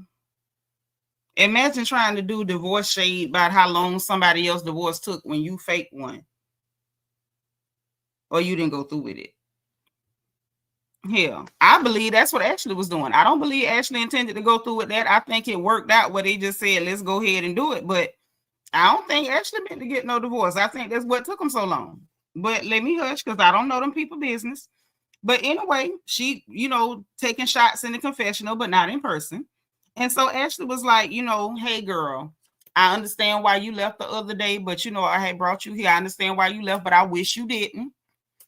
And so then you got Stacy talking about, I felt like y'all ganged up on me. You don't think it was kind of harsh? I mean, you said you understood why I left. And she was like, girl, she understood why you left. Not that she approved or agreed with why you left. She just said, I understand why you did, but I wish you didn't. So Ashley went ahead and told her about what the actress told them out there in LA about the lawsuit and the court document. She didn't get deep down and dirty, but she gave her enough to give her a chance to tell her side of it in front of the camera. So I peeped what Ashley was doing. She was trying to give you, just like Kiearna tried to give her a lead in so you could tell your side of the story, kind of put a spin on it. Ashley gave her the lead in, told her enough of what they know so she could tell her side and kind of shape it. Stacy can never take the help when people hand it to her. Bianca said, this scene pissed me off. Stacy irritated me so bad, she could have owned it right then and there, and that could have been her fresh start. She fumbled this scene and did, because Ashley darn sure tried to throw her a lifeline. She was just too dumb to catch it. She was too dumb to catch it, y'all. So look. Stacy was like, well, I don't know what to say to that. The hell you mean you don't know what to say? You dumb for real. Stacy's so busy in her head trying to be a Caucasian woman that she done turned to a dumb blonde. Because what the hell you mean you don't know what to say to that? Ashley gave you enough so you could say, yeah, girl, he's suing me because he mad because of whatever, yada, yada. She couldn't even catch it. I was so stuck. At that point, I was stuck because Ashley just said a little bit of it and left it open. It was an awkward, pregnant pause, like this big silence where Ashley was like, I'm going to shut up talking and I'm going to let you just take it and run with it. Run, Forrest. Give us your side of the story, Stacy. I don't know. I don't know what to say to that. What you mean?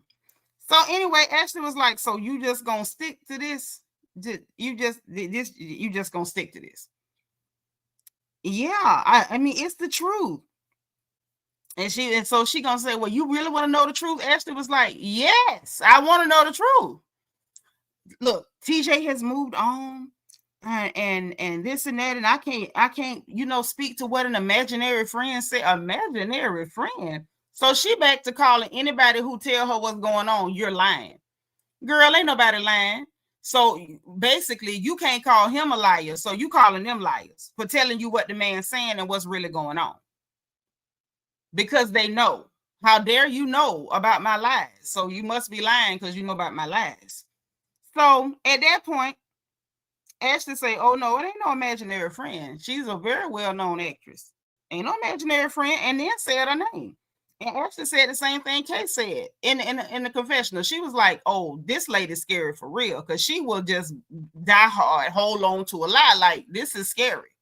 And is. And so she, going on and on. And I'm not going to speak to that. And I'm not going to do this. And I can't talk about what somebody said and this and that. And Ashley was like, look, this is why people keep saying you fake. This right here is why people keep saying you fake. Right? And so Stacy kept trying to talk over her. She was like, girl, but new information keep coming out. She's like, you just going to sit here and you just going to lay in wait for all of it to come out.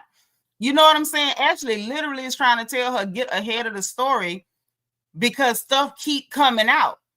And she was like, this is new information coming out again. And she was like, or maybe it's new to you, boo-boo. Boo-boo.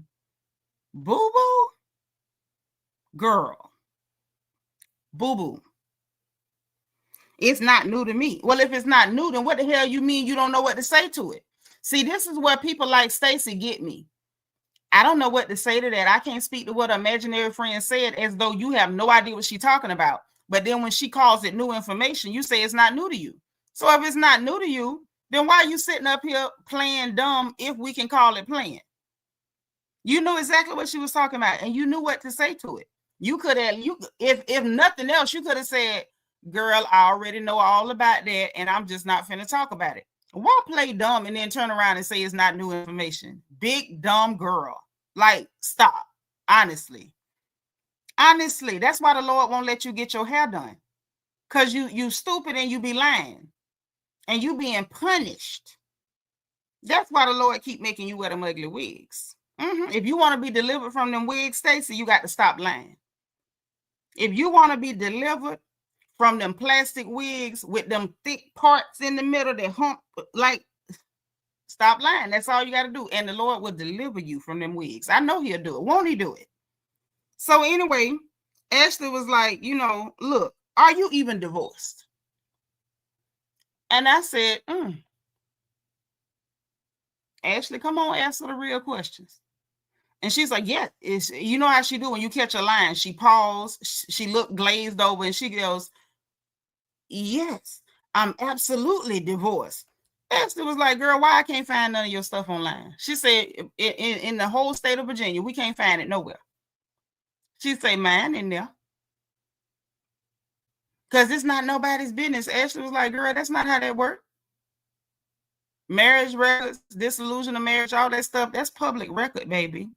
Why it's not in there? So she in the confessional snapping because she done had all season to sit down and think about what she gonna say in the confessional. Talking about something she's doing this and performing and all that, and you got time to Google me. She need to Google a voice coach. Girl, what you doing is trying to repeat the reads you heard us say online. No, ma'am. No, ma'am. Absolutely not. We all know Ashley can't sing. What we don't know is why the hell you keep lying. That's what we don't know. Tell them again, Quiet Storm. They must not have told her, never let your enemies spray you with your own tea. Right, because if you live in the daylight, can't nobody expose you. He'll say, Stacy strike me as the type to go to a white hair salon with her wig on to get her hair done. Yeah, right, because she probably is trying to convince herself that's her real hair. Probably. You right. So look. After that, Ashley was like, why not just, you should ask me. Ask you. Girl, we asking you and you the one keep lying. Other people keep spraying you. How you gonna lie every other second and then say, come ask me? Why? How would they know to ask you, hey, by the way, I was just randomly thinking, you think TJ is suing you right now? How would they know to ask you that until somebody say something? So then they ask you about it. And if she just asks you about your divorce, how she know you're gonna tell the truth? You lie about everything, Stacy. Like, this is ridiculous at this point. At this point, it's ridiculous. It makes no sense. Not me, Anitas. It's that sound clinical too. Mm-hmm. And so Ashley, and then she said, well, why do that? Why look me up? Why do that? Ashley said, she's like, look, I just don't like liars. I don't. And I'm sitting there like, now, Ashley, you know, you done told a whole lot of whoppers, okay? A whole lot of lies. Whole lot. We have came on this platform, on this channel, on the front porch, and had to break down some of your lies. But I'm like, okay, if you say you don't like liars, oh, okay, Ashley, if that's what you say. But girl, you know, you don't. Maybe you don't like the fact that everything she says is a lie. Maybe that's what Ashley was getting at. Because I was with her right up until I just don't like liars.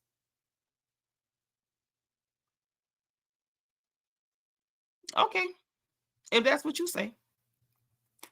But and so Stacy was like, do you know that I'm a liar? Ashley did it nice. She was like, I don't know that you're not. My thing is, what do you mean? Does she know that you're a liar? Stacy, we all know that you're a liar. Okay, maybe I'm tripping. In the chat, I need y'all to let me know. What do you call somebody who tells lies? I'm going to move on. I'm going to wait to see answers in the chat. What do you call somebody who tells lies? So anyway, and so Stacy started with the imaginary friend and the imaginary friend's opinion. And so Ashley was like, she's not imaginary. And obviously it's not an opinion if she's showing people court papers. Okay. So we all on the same page. Thank you. That's all I'm saying. I didn't know what you called it. I was just wondering. I thought I had the wrong name for it. Because, yeah, we do. And so Stacy stormed off again. Ashley was like, I should have been the one storming off with that hot breath. So I'm sitting there like, girl, why is the mouth hot? What is going on? Thank you for being 120, Tracy Lashley. It's called alternative facts. Maybe that, but what do you call the person who tells alternative facts? What do you call that person? Honesty challenge? Like, what do you call them? Because we can adopt whatever term you give us. So anyway, she stormed off. Then we get Gizelle at her house, you know, doing what mamas do when all the children gone and you ain't got nobody to say, hey, get up, move that. Didn't I tell y'all? Come do this. Come do that. So she just rolling through the house talking about, you know, she working on the podcast and different projects and she just chilling and she feel pretty. And I'm like, shout out to you and all the mamas out there. I felt her in that moment. Okay. Then she had to FaceTime with Ashley. So Ashley proceeded to tell her that she don't know if Stacy coming to her party because of what happened to the boutique. So then she had to tell her what happened down to the boutique. So she telling her what happened. Gizelle is cackling because who wouldn't? And Ashley was like, hey, I can't find no divorce papers on Stacy, girl. I can't find no divorce papers on a girl. Gizelle was shocked, like, dang, did she lie about that too? And I was shocked too, like, dang, did she lie about that too? Something funny. Something. I don't know what it is, but it's something. So then we get Kiearna and her friend Angel. Now, Angel appears to be a very, very, very unique character, y'all. Angel is unique in that she has a husband that is, you know, playing for the Broncos. Well, he retired from playing for the Denver Broncos. You know, she plugged in. She been knowing Kay apparently, I think she said since they was 15 or something, like 19, whatever teen, one of the teens, 15 or 19. Y'all know my mind bad. And I was trying to write down everything and I was just overwhelmed. So I apologize. But that they done work together, been business partners, that the girl done, you know, hired Kiearna before, you know, kept her friend in rotation. She done worked for BET in the past. Nice little lead in, little intro to who Angel is. She got a big old tall husband and whatever. We find out that Angel also, her and her husband, while her and Kiearna was out for a stroll and dodging bugs and mosquitoes and stuff, because y'all know the great outdoors ain't so great when them bugs get aggressive. Okay, the bugs do get aggressive. I've been getting bit up lately. So, anywho, we find out that she and her husband own something called Wonderland Outdoors. It's like mountain luxury outdoor experiences and all that. And they about to open up one in Maryland while they over there. So I'm like, okay, go ahead, Black folks, make that money. I'm always excited to see our folks making money. I love money, and I love to see our people with money. Okay, so there you go. And meditation and mindfulness, whatever the hell that means, it sounds good. It sounds like you can charge a lot of money for it. So that means she's gonna make a lot of money. And she asked for the social landscape, what's going on with the ladies or whatever. She told her about Gizelle. Said that she knew Ashley because Ashley used to be a bottle girl for her at one club or another. And so Kay was like, oh, I could see her being a bottle girl. Like, yeah, that's where she started. That's why we call her a barfly. Like, okay. And then she said she knew Wendy, but it didn't sound like she knew Wendy. And I'm like, we're not doing this again like we did with the Nakatata. I know you, I don't know you, I know you, I don't know you. So she was like, well, I know her. And she was a roommate with somebody, whatever. But when I got there, she's a few years older than me. So she was like there and then she was gone before. So basically it gave, who she is, but you don't know her. Cool. But she was like, from what she know of Wendy, that she's always been in her suits, ambitious, driven, go-getter. And that's not a new thing. That is legit who she's been. And that's what I heard about her too. I did hear that she used to wear a lot of blonde weave though. I did hear that. But nothing bad. They definitely say she was a go-getter and that ain't no new thing for her. That's kind of who she is. So then Kay starts telling her that she been feeling like it was a lot of, little passive-aggressive, microaggressions from Wendy. And I'm just like, okay, let's hear it, right? Because when you see a clip, you don't get the whole thing. So we saw the clip of what she was saying. But I wasn't going to be like, oh, that's everything, right? Wasn't going to do that. So I'm like, let me just hear exactly what all she's saying Wendy is doing to her. Let's see if it makes sense. So she tells her friend Angel, I'm reading out the book when y'all see me looking down, that's why. She said that she felt like it was microaggressive stuff. She was being dismissive, that the thing in LA that I think I'm assuming that's the one she was sponsoring, or the local event. I don't know which one. Either way, she said the event in LA. She said that Wendy was weird about telling her that she was going. And I'm like, okay, but that ain't what you said to Wendy. But okay, let's keep listening. And she says, I believe she switched to talking about a local event when she said that Wendy was already seated when she got there. And she said that when I got there that she didn't speak or whatever. And Angel was like, well, that's weird. Cause if since she's seen you or whatever. And I'm like, and she saw her. And I don't know. So I was like, well, let's just wait till her and Wendy sit down and then I'll know a little bit more. And so Angel was like, just ask her. Like, why can't she just be cool? Just ask her. And so she was like, oh, I definitely will. I'm going to talk to her about it. So production flashes back to, you all remember the cast trip last year when they was trying to tell everybody, share rooms or whatever like that. And Wendy was like, I'm not sharing a room with Kiearna. And I didn't really take it no way, but it was like, none of them ladies be wanting to share rooms. And I think Kiearna forgot you were throwing up at the time. Like you were sick and vomiting. I wouldn't have been sharing a room with you either. You needed a room to yourself. Okay. That's just what it is. Right. It was giving silly, nonsensical, unnecessary beef. And it's giving my friend is on the show. So I don't really, I can go ahead and pick a beef with you and hold my spot. Right. Anywho, so I saw that and she was like, oh, this says a lot about you. That this makes her questionable, her character questionable because you're not consistent with how you act or whatever. So I'm like, still not going to draw a conclusion. Let's wait till her and Wendy sit down. So then we get Ashley's party. The rest of the show is Ashley's party. And baby, look, hold on, ladies, hold on to your hat. I hope you got your bottle of water because I got mine. So they getting ready for the party. All the ladies had a little jokey joke because they was confused about the second bloom. When was the first bloom and all the blooms and the gold doubloons and all of the balloons, right? So nobody understood the name. It didn't make sense to nobody but Ashley. But I guess it only have to make sense to her because it's her goddamn party, right? So Kay and Angel, they riding together. While they riding together, she talking about the ladies. They talking about the ladies, and you know they talking about Wendy. Oh, I'm gonna talk to Wendy. Why would you do that at that girl's party? And why would you be riding in the car with your friend coming to an event planning to do that at somebody's party? Are you cool? Something about that, I just don't like it. I don't like that. If somebody's having an event and I'm coming to your event, I'm not going to plan to confront somebody at your event. Like, I don't need a moment in the middle of your moment. I don't. If anything, I would have been like hanging out, having a good time. I might have said, Wendy, girl, let's go to lunch tomorrow, whatever, because I want to talk to you about something.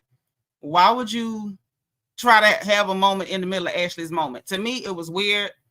I wasn't really digging it, but whatever, right? Gizelle bringing her friend Tia, who is an African lady living in the UK. Y'all know how that go when they move there from Africa and from the Caribbean. A lot of times they pick up the British accents. I don't know what that's about, but that's what they do. And so she got this real heavy British accent and she lets us know she's a princess. Gizelle lets us know that they bonded over both of them having twins and raising twins. And they met at a Sotheby's event, and that Tia is a high-end realtor. She sells them real expensive properties. And I said, all right. Get that coin. You know, I get excited when money is being made. So I say, look at that. That's wonderful. So anyway, I'm like, I'm going to reserve my opinion because I don't know what I think of you just yet. We're going to reserve our opinion. Yeah. So anyway, they come in. Ashley got performers. She got people dressed in costume. Like, she really put on a nice event. I said, oh, yeah, Ashley done cashed in. Ching-a-ling, ching-ching. Ashley done cashed in. So I said, oh, this is nice. This is pretty posh. Okay. We find out Big Reese is there. I don't think that was a new wig. I think that was the same wig we had seen last time. Gizelle was happy to meet Angel. Angel, I'm telling you, Angel seemed like she gonna gel with the group real good. She obviously likes her name because she got a daughter named Angel. Stacy arrives in pink. Bad cut. That the cut of that dress was real bad. It made her look real long-waisted. I really wish I could dress Stacy. Stacy got the height. She got the model frame. That baby just don't know how to put it together. I don't know what to say. But she shows up in her confession talking about the Lord give her opportunities to be the bigger person. Like, girl, bigger what? Bigger person is what? People asking you about a lie you told is not harming you. They did not do anything to you. People pointing out that you told them a lie, that's offending the person you lied to. They didn't do nothing to you. But I'm like, whatever. She says she the bigger person. C'est la vie, right? And here's the thing. So she come on in and all that. She greeted Angela. Kay had to wave her hand. Kiearna had to wave her hand in Stacy's face like, hey, Stacy. And I'm looking at Kiearna like, I dig what you're doing, but I don't dig what you're doing. Don't beg that hoe to speak to you. She just got through using microaggressions against you, being colorist, trying to weaponize stereotypes against you because you are a darker skinned, phenotypically Black woman. And you up here begging her to speak to you. She's speaking to your friend, intentionally not greeting you because she saw you there. You had to do all that. And then she still was like, oh, hey, girl, baby, listen. This is why they do not let real girls on those shows. This is why. That's why they don't let real girls on them shows. No. Because see, people say they like real people until real people show up. People swear they love real Black women till real Black women show up.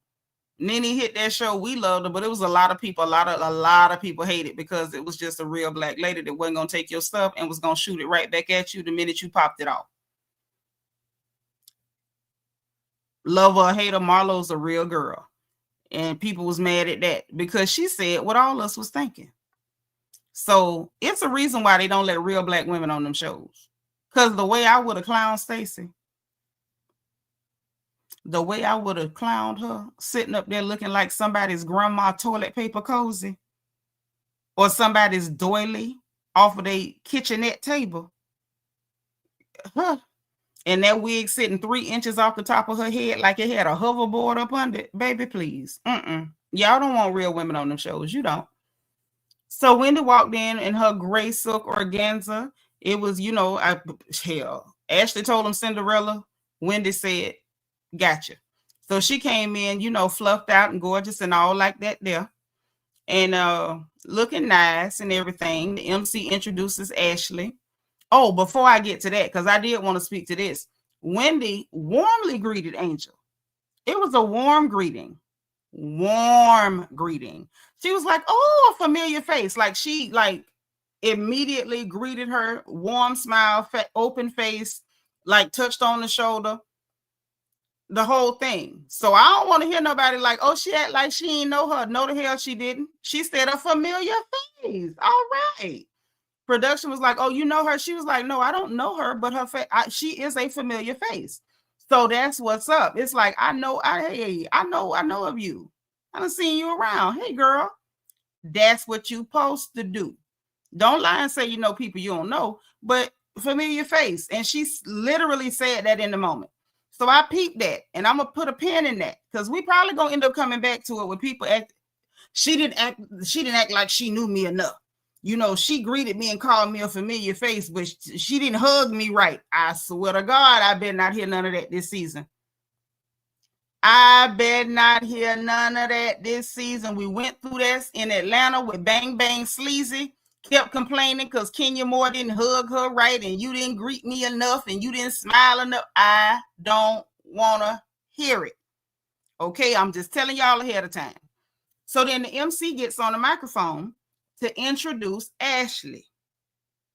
I couldn't hardly hear what he was saying, but then Stacy gonna ask Wendy, like, did he just call her the Duchess? So they had a good little sniggle. I was like, a Duchess? Hey, that was cute.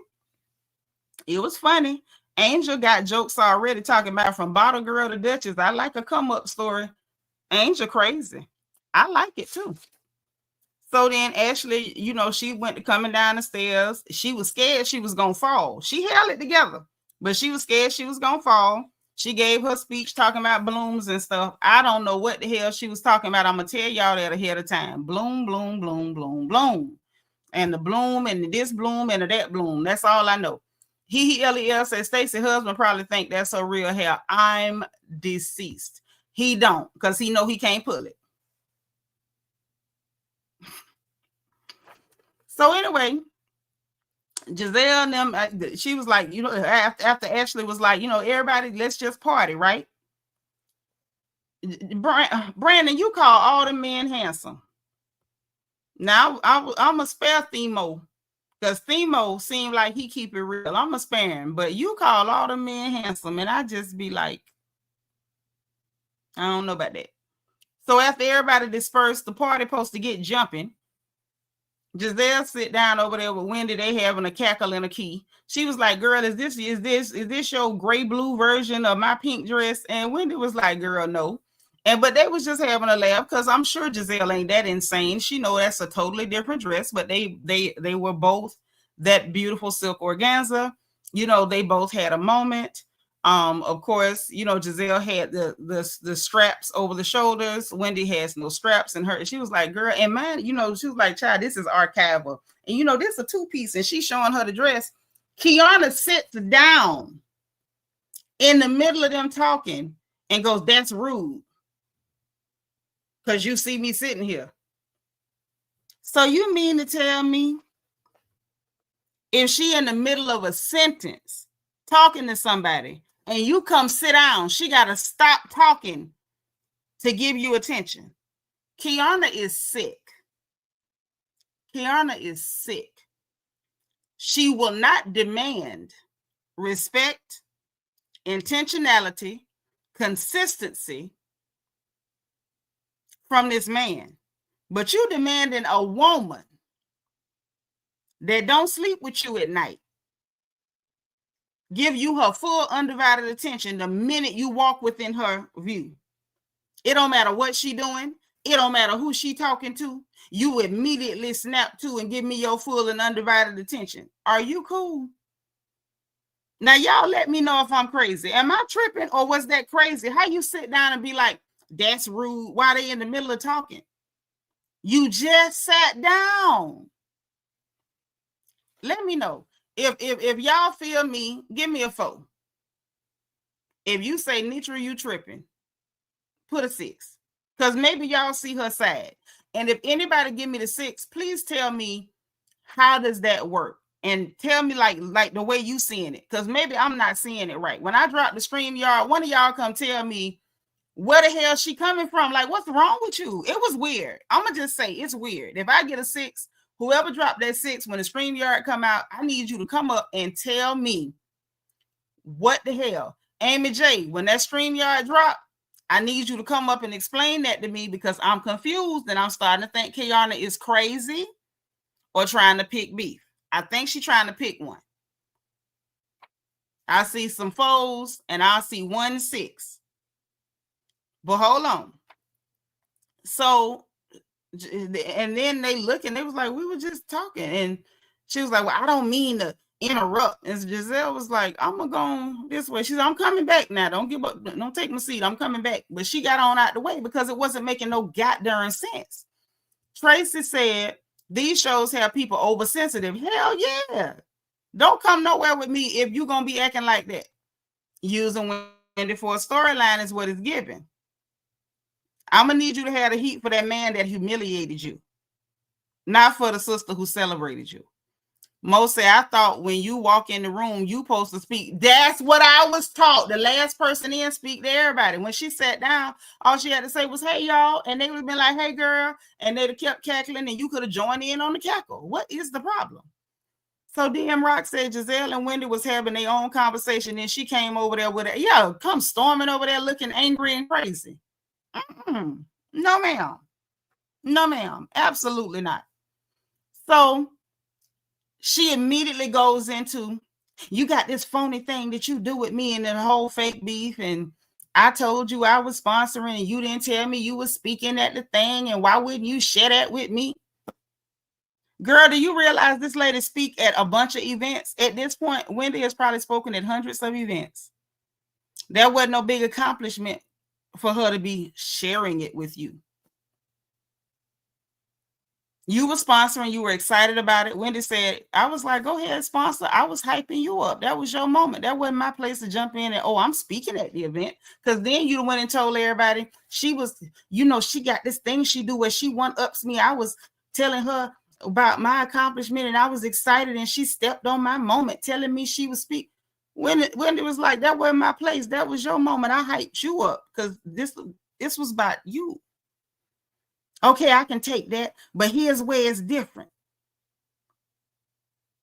I got to the thing and you was sitting, you was there and you was up on the platform and I walked in and you ain't speak. Wendy said you would want me to, while I'm speaking, stop and wave to you. She was like a nod or acknowledgement or something. Girl, listen, this is giving self-centered. This is giving egotistical. This is giving, if I'm your friend, any spotlight or daylight or a recognition you get, you need to be sharing it with me at all times. And it made me kind of go back to what she said about Angel. We work together. We've been business partners. You know, she's hired me on jobs before, and it's giving.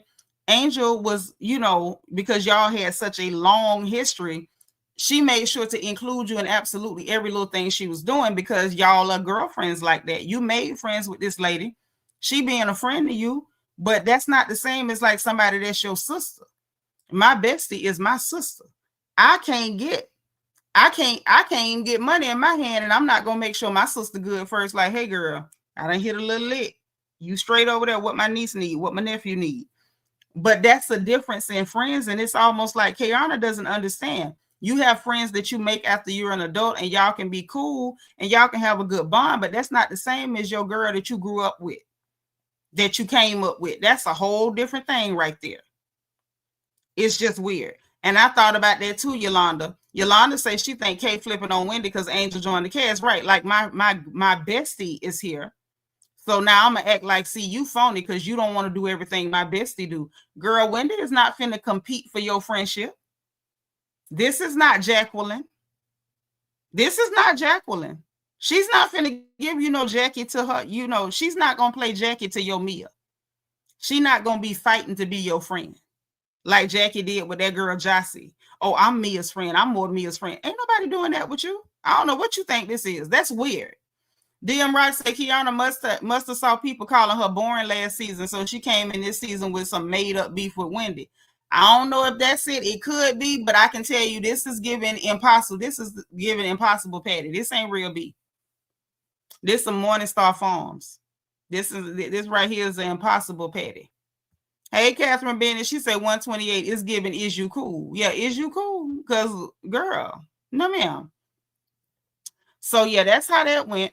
And I was just like, personally, I think Wendy handled it good. She was like, girl, this is what you upset about? Because it just didn't make no sense. Then she said on the red carpet, you was like, hi, did you do your own makeup? And she was like, you know, that was shade and you said that. And Wendy's like, girl, this what you mad about? She on the platform giving a speech. She didn't stop to acknowledge you as a problem. She see you on the red carpet. She's like, hey, girl, you did your own makeup. You don't even know why she asked you that or none of that. You just automatically you offended. I don't like people to get offended over little or nothing. Please go be friends with somebody else because that's too exhausting. That's too much work. And so she was like, you know, Wendy being dismissive and I can't really receive that. And I'm the one telling her that I need to be something because I'm feeling away and my feelings. Like, girl, ain't nobody finna validate you every 2 minutes. If that's what you need, go be friends with somebody else. That's just weird. So then you get Gizelle and the new ladies and them over there and Ashley and Stacy. So they standing over there. It was like a quartet. It was like 4 of them. Correct me in the chat if I'm wrong. So they were talking about, oh, I heard one of them say they met Ashley and they was like, oh yeah, she real sweet to she not. And they like, oh, ain't everybody. And Ashley was like, yeah, I'm cool. Just don't lie to me. That's the only thing. Like, I just can't take that. And I'm just like, Ashley, you done lied to people. So you should be able to take it. Now, if you're going to say you can't take that level of line every other second, then okay. But it just, not that Ashley did not entertain me this episode, because she did. But it just always kind of strike me a little bit at the back of my neck. Like, Ashley, we've had to do whole episodes about you and Gizelle lying. So, just saying. But, you know, that's what she said. You know, just don't lie to me. Like, you could do a lot of stuff. Your breath could be stank, anything, whatever. But I'm not, it's the line what I can't take. Now, she knew she was shady as hell throwing that breath off in there. And then Stacy like, do my breath stink? She was like, I didn't say it did. I'm just saying I could take a lot of stuff. And she was like, but I'm asking. And that's when she leaned over in that girl's face talking about. And I was like, whoa. Ashley looked like her eyebrow was being singed off with a Zippo lighter. Gizelle was like, that's a lot of bacteria. And Stacy like, bacteria? Yes, girl, mouths have bacteria. Are you okay? Like basic biology, mouths are dirty. Mouths are full of bacteria. And from what these people saying, you got a double portion. Okay? So, anywho, and she wanted to talk to Ashley by herself. She was like, because I feel like when y'all two together, y'all tag team. And Gizelle was like, don't even start that, because that's not true. And don't you start that. I would say, look at Gizelle putting her foot down. Listen, I have to say, kudos to Gizelle for not giving the bully energy that she has in the past displayed and putting a stop to things before they get started. I said, all right, is Gizelle evolving? Is she? Y'all let me know if Gizelle is evolving. But I was like, shut it down, Gizelle. So then Stacy and Ashley go off to talk. Angel was like, but her breath was hot. and Gizelle and Angel had a good kiki and a bonding moment over Stacy's hot breath. And I said, wow, baby, if your mouth so stank that people is bonding over the trauma of smelling your breath,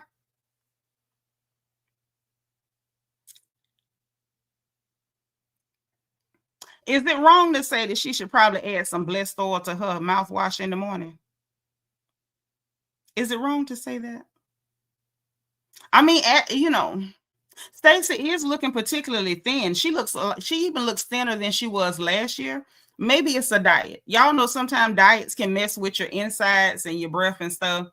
You know, if you're not drinking enough water, you change, you know, something about what you're eating.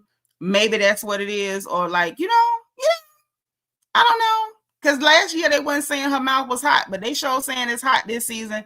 And the only thing I see that's like blaringly different is that she is like noticeably thinner. And she looks great, but I'm thinking that might be what it is. That might be what it is. Brandon Martin said, did you say trauma from smelling her breath? Yes, they bonded over breath trauma. We watched those two ladies bond over breath trauma. Yeah, that's bad. That's bad.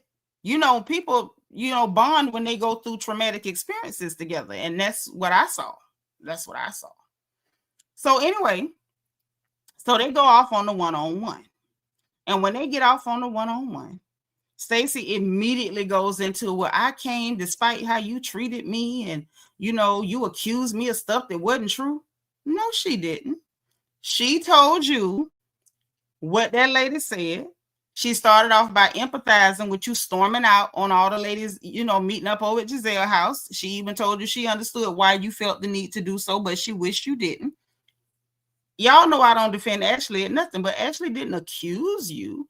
She told you what the lady said, gave you a huge opportunity to spin the story, tell your story, put your slant on it, your shade, your sauce, your color, your drip, and you did not take the opportunity.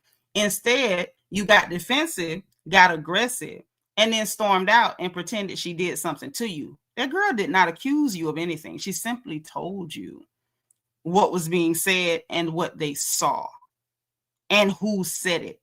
She didn't even come tell you what was said and then refuse. You know how some people tell you stuff where, girl, this, and that, but I ain't gonna tell you who said it. She even told you who said it, Stacy. So Stacy come with the, you accused me of stuff that wasn't true and whatever. And so Ashley was like, well, it's definitely something fishy with you. Something smell fishy, but you know, I just moved past it, girl, and I went on and invited you. It's almost like she set it up like Ashley was supposed to play into, okay, you're the victim, poor you. I shouldn't have did that to you. Ashley was like, girl, it's something fishy with you, but I moved past it. Ain't no poor you. You're not the victim. I didn't do nothing to you. It was something fishy with you in your story. I asked you about what was going on, told you about what happened, and I asked you, was you really divorced? Because there's nothing in the system. And she didn't accuse you. She just told you what was out there and what's not out there. So anyway, after she said, look, I moved past it, that's when Stacy starts getting loud. You're messy, Ashley. You're messy. You've been shady since day one. What did she do to you? Is shady and messy to ask you about what people saying about you? Didn't Stacy just tell her in the boutique, why not ask me? So if somebody come tell me you being sued, should I just run around and spread it, or should I ask you? Oops, that's what she did, Stacy. She asked you. I say, this is about to be a mess. So she's like, oh, you're shady, Ashley Darby. You've been shady since day one. And Ashley was like, look, I just feel like I can't come to you with any authenticity or whatever. She's like, you just storm off with your size 11 shoe. And I'm like, no, we ain't calling our feet. Ashley want to be Candace Dillard Bassett real bad with them feet. Yeah, you can get the record sealed, but your name is still gonna show up. Your name's still gonna show up, sis. That's not how the world works. You just can't. It's gonna be something to indicate that you filed something. The girl claimed she couldn't find nothing. Now that's what she said, and then production showed the little blippity blip. So That's all I'm saying. Anywho, Stacy, kept lying and getting loud. Looked like Ashley friend came to try to de-escalate. The new girl with the British accent, Tia, she came to try to de-escalate. The friend was like, "So you just want to see her divorce papers? Is that what it is?" And so the girl with the British accent, Tia, was like, "If she can do that, can you go move on with the party and everybody have a nice time or whatever?" And I'm just like, it's not about the divorce papers, but thank you for trying to de-escalate. And so, as Stacy's still playing victim, and Ashley was like, "Look, you a grown woman, and you came to this group and misrepresented yourself." And that's what she did. When you walk into a setting and you're the new girl, people trying to get to know you, you're presenting yourself like, "Hey, I'm an open book. This is who I am. This is what I do. This is my family. This is what it is. I want to get to know you ladies." And you walk into the group and you spew a bunch of lies. And the only thing that's true is your name and your daughter's name and where you used to work. Because we saw you on QVC or Home Shopping Network, whichever the hell one it was. Everything else was a goddamn lie. People have a right to feel away like, girl, you lied about everything. Say what you will, mate. Actually, Darby came on this show. No matter how embarrassing her life was, it was right there. Even when she didn't want it to be. We clowned her heavily about Michael going around grabbing booty cheeks and going to hotels with men's and women's, cats, dogs, monkeys, chickens, and zebras. No matter how embarrassing, there it was. When Ashley lied, she lied on people, stirring up mess. We did not see her lying and hiding her life. This is weird. This is some weird crap. I don't care how you slice it. It's weird. And so when she was like, you misrepresented yourself. The only way that Stacy could deflect from that was to say, "Get your fingers out of my face." Like, girl, she ain't got her fingers in your face. Stop that. Her fingers was nowhere near your face. And she was like, "Get your fingers out my face." Like, that lady didn't have her finger in your face. So at that point, the only way I could take it was she was trying to escalate and distract from the fact that Ashley was calling a spade a spade. You misrepresented yourself. You full grown and you acting like a little kid coming in a group, telling a pack of lies, trying to lie to kick it. Who did you think you was going to manipulate? Like, nobody in that group is dumb enough for that. Maybe you could have done it with Mia because Mia lied about a whole bunch of stuff too, but everybody else is showing their real life. And so you need to show yours, or just like,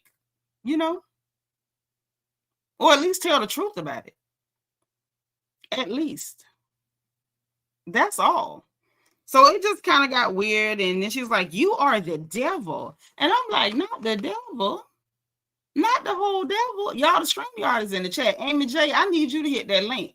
Because you say you can understand why Kiearna was doing that weirdness she was doing. And I would love to know why. But let me say this. Overall, this episode, I'm going to give it a hot 9.5. I'm going to give it a hot 9.5. The only reason that I could not give it a full 10 is simply because I felt like we needed that party scene to be longer. I didn't really want them to finish that in the next episode. I wanted to see the summation and the total and the however that was going to end. I needed to see that in that scene. Like, I wanted to see how that was going to go then and there. There go my baby. Hey, Amy Hey, J, how how you you doing? doing? I'm good. Here's the thing. Girl, I can I'm all right. see both.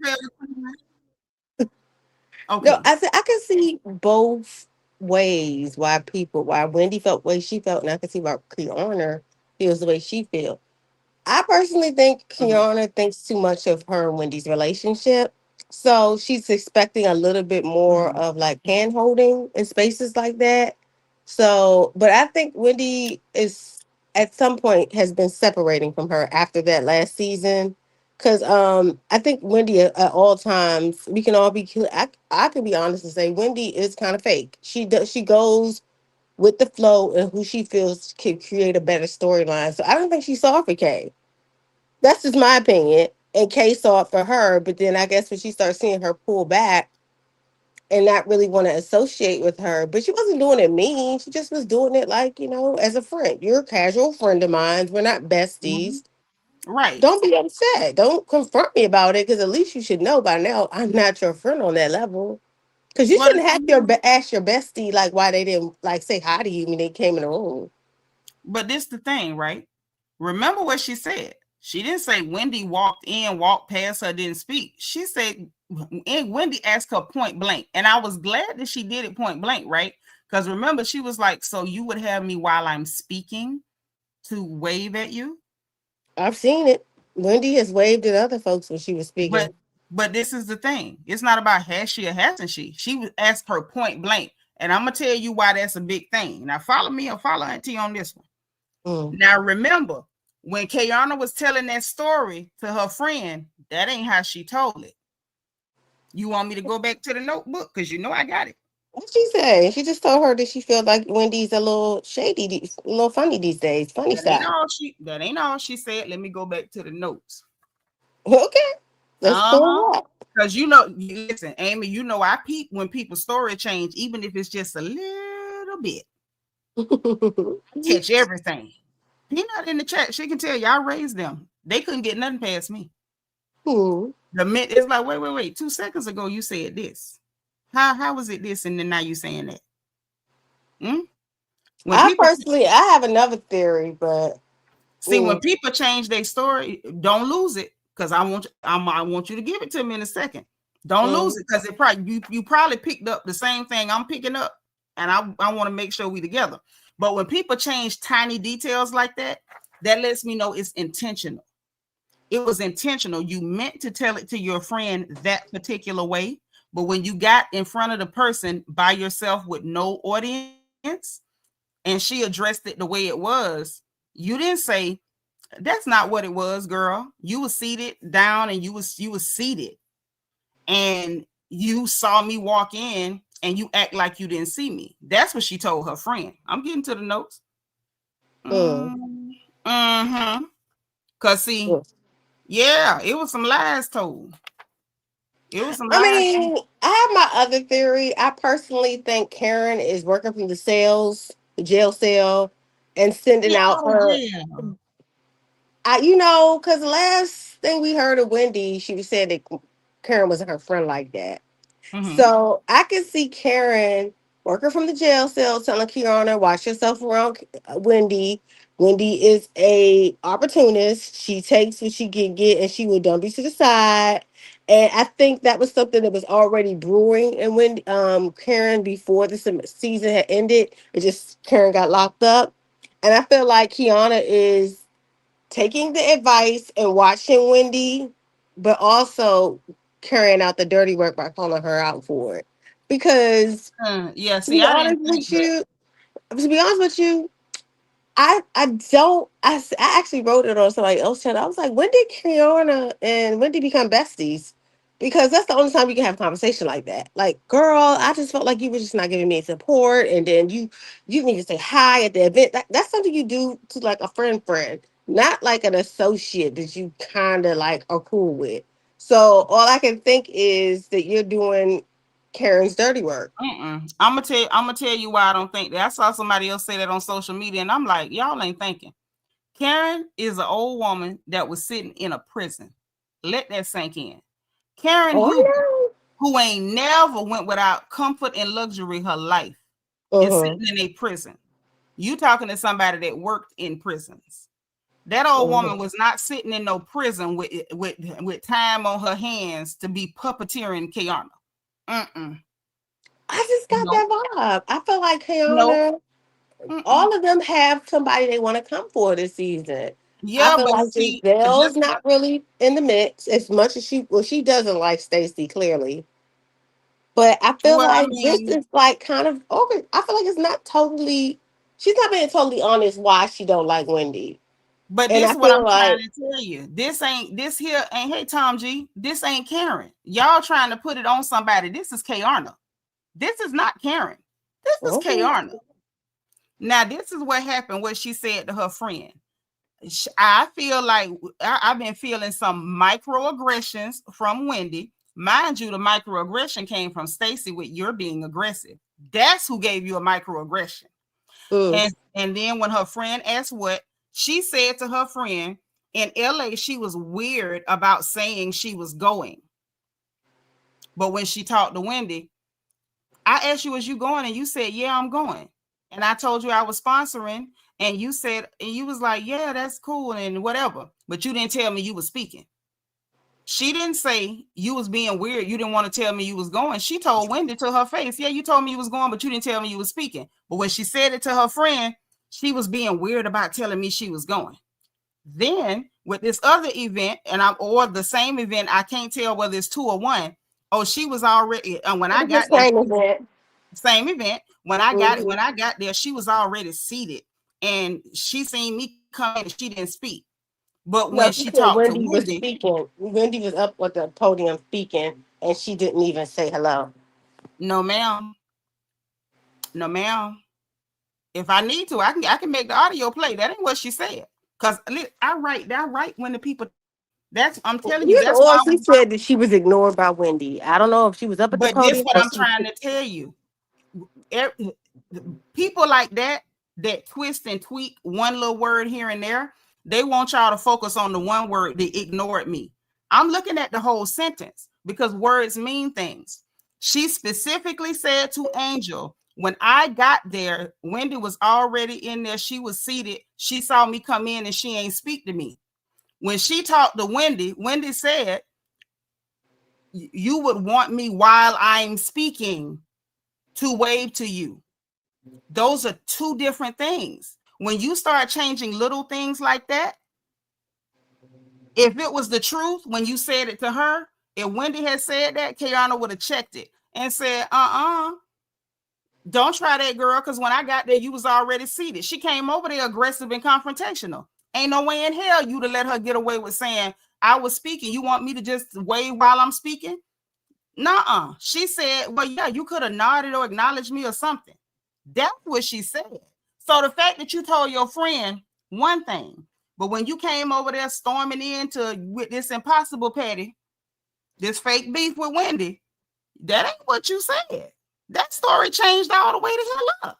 I just don't think she likes Wendy anymore. Something has happened, and I I feel think like I think that, I've always felt like Wendy had a fakeness to her, but I accepted it for what every but one of the this, girls do. but this They is the thing. all have that fakeness with them. Yeah, hold on, that's what I'm finna say. She ain't no more fake than any of the rest of them. That's number No, I one said through I've 10. all accepted like every Right, but single this one of my thing. them. There are no true So friendships. But this what I'm saying.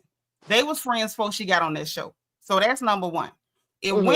If Wendy was doing something ugly to her, I'd have caught, I watch everything. My eyes ain't big, but they see everything. What I think is going on, and this is why I said before, and I said it when it came to Mia. When them girls is new on shows, they don't need to be bringing friends in yet because then they start doing too much. I think because she got her friend on that show, she no longer has like that man there as part of a storyline.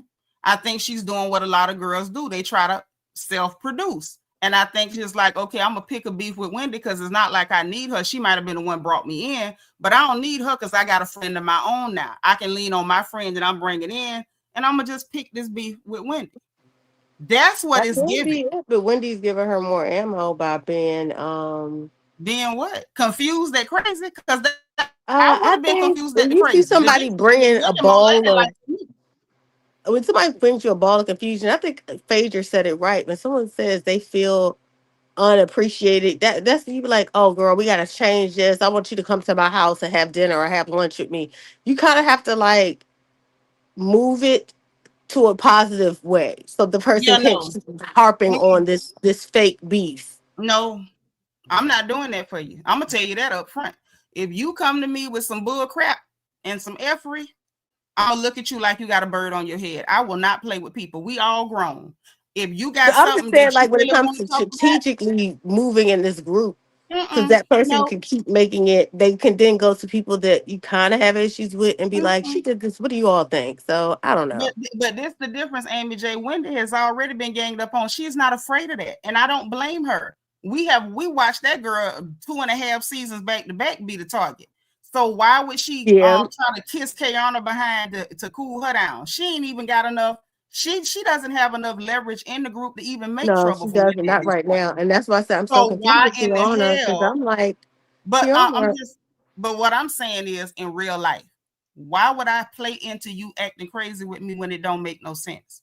I'm gonna look at you like you crazy because obviously you want me to look at you like you crazy. No, I just looked at it like for me, I said I can see this possibly being a issue, but I don't think y'all were friends like that. I Had mean, it been like, they were had it casual been, friends. I said, They, had it been Candace and Wendy, it would have been more believable. it would Yeah. have been more believable if you could tell me that the girl did something to you. No, I'm saying if Candace and her had that same conversation because Candace and her lean on each other, they handhold each other because of all the backlash they got from other people when they would be on like when people would come for their marriages and stuff. It would make sense for Candace to be like, "Girl, why didn't you like wave to me?" It wouldn't have looked petty because they actually have some type of relationship. I personally feel like there's nothing wrong with asking your friend to be your hand holder in spaces that you're new to or you're getting accustomed to, but it has to be your friend. I But don't think Amy, Kiearna and this her are is the friends. problem. Like I feel you on the hand holding and all that, but this is the problem. Kiearna didn't say friend. That was a new territory, and I felt out of sorts. She came over there and accused that Kiearna's girl not of her being phony with friend. her.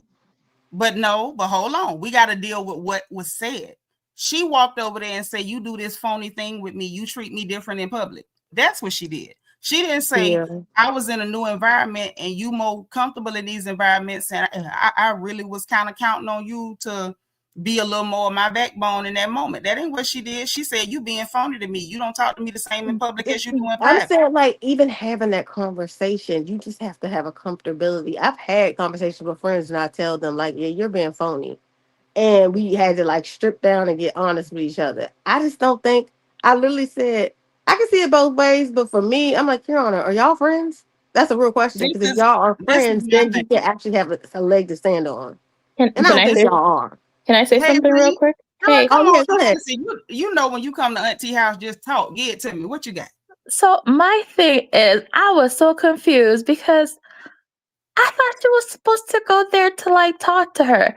So you go there to make the whole situation uncomfortable for everybody, which to me it was like weird as heck because I'm like, you wanted to talk to her about issues that you have with her. And Mm, you're, first of all, starting it off on the wrong foot because you're making the whole room feel awkward and uncomfortable by you mm. sitting there and trying to like force people to acknowledge you. And I'm like, that's weird as hell. But that's just Was me. she not combative as hell? How you Yeah. And walk then, yeah. over and So sit down in the middle of a conversation mid sentence? That was rude. What was rude? yeah, so for me it's like first of all, you need to put all that energy towards Greg or whatever his name is, not And to his ball Wendy. spot. And his ball spot. She need to be aggressive with his ball spot too. Oh, y'all gotta stop. Take your And hand on on that The top of ball that, spot potato. I'm got to stop. I don't beef with wigs no more, but I will beef with a ball spot. I will. Oh my god, he can't girl, control that. we all know that his ex-wife done snatched off that piece of his hair as part of their divorce settlement. All Lord have right. Mm-hmm. Because mercy. women nowadays we're snatching hair and money when we're divorcing, you Take the know? man unit, ladies. Take the man unit. No, Yep. not that. No, you take the whole hairline so that all the chicks afterwards know that he's a bold-faced liar by all that bald spots that he got. But that's a whole other story. Yes. But I for love it. me, Yes. it's like, okay, so if your whole conversation on the phone is different, why didn't you address it if you had spoken to her on the phone? Like I was just confused because what you said to your friend and how you behave is like a whole 180. And I'm just like, I'm wondering if Mhm. what Wendy said about her not having anything going on is true. But it also makes me suspect, like, does she feel more emboldened because of the whole lawsuit being dropped and Bravo's kind of like try to get in her good graces, so she's like cutting up and stuff like that? I mean, I think that No, I'm she's just all just of that, throwing trying to these out there. storyline. all She's of trying that, to Reed, storyline. I think all of that created the perfect storm. I got to give these people something. I'm a beef with Wendy. Like I'm all right with Mhm. Wendy, but I don't really like her like that. So let me just pop off at Wendy. And so that's what she did. My thing is this.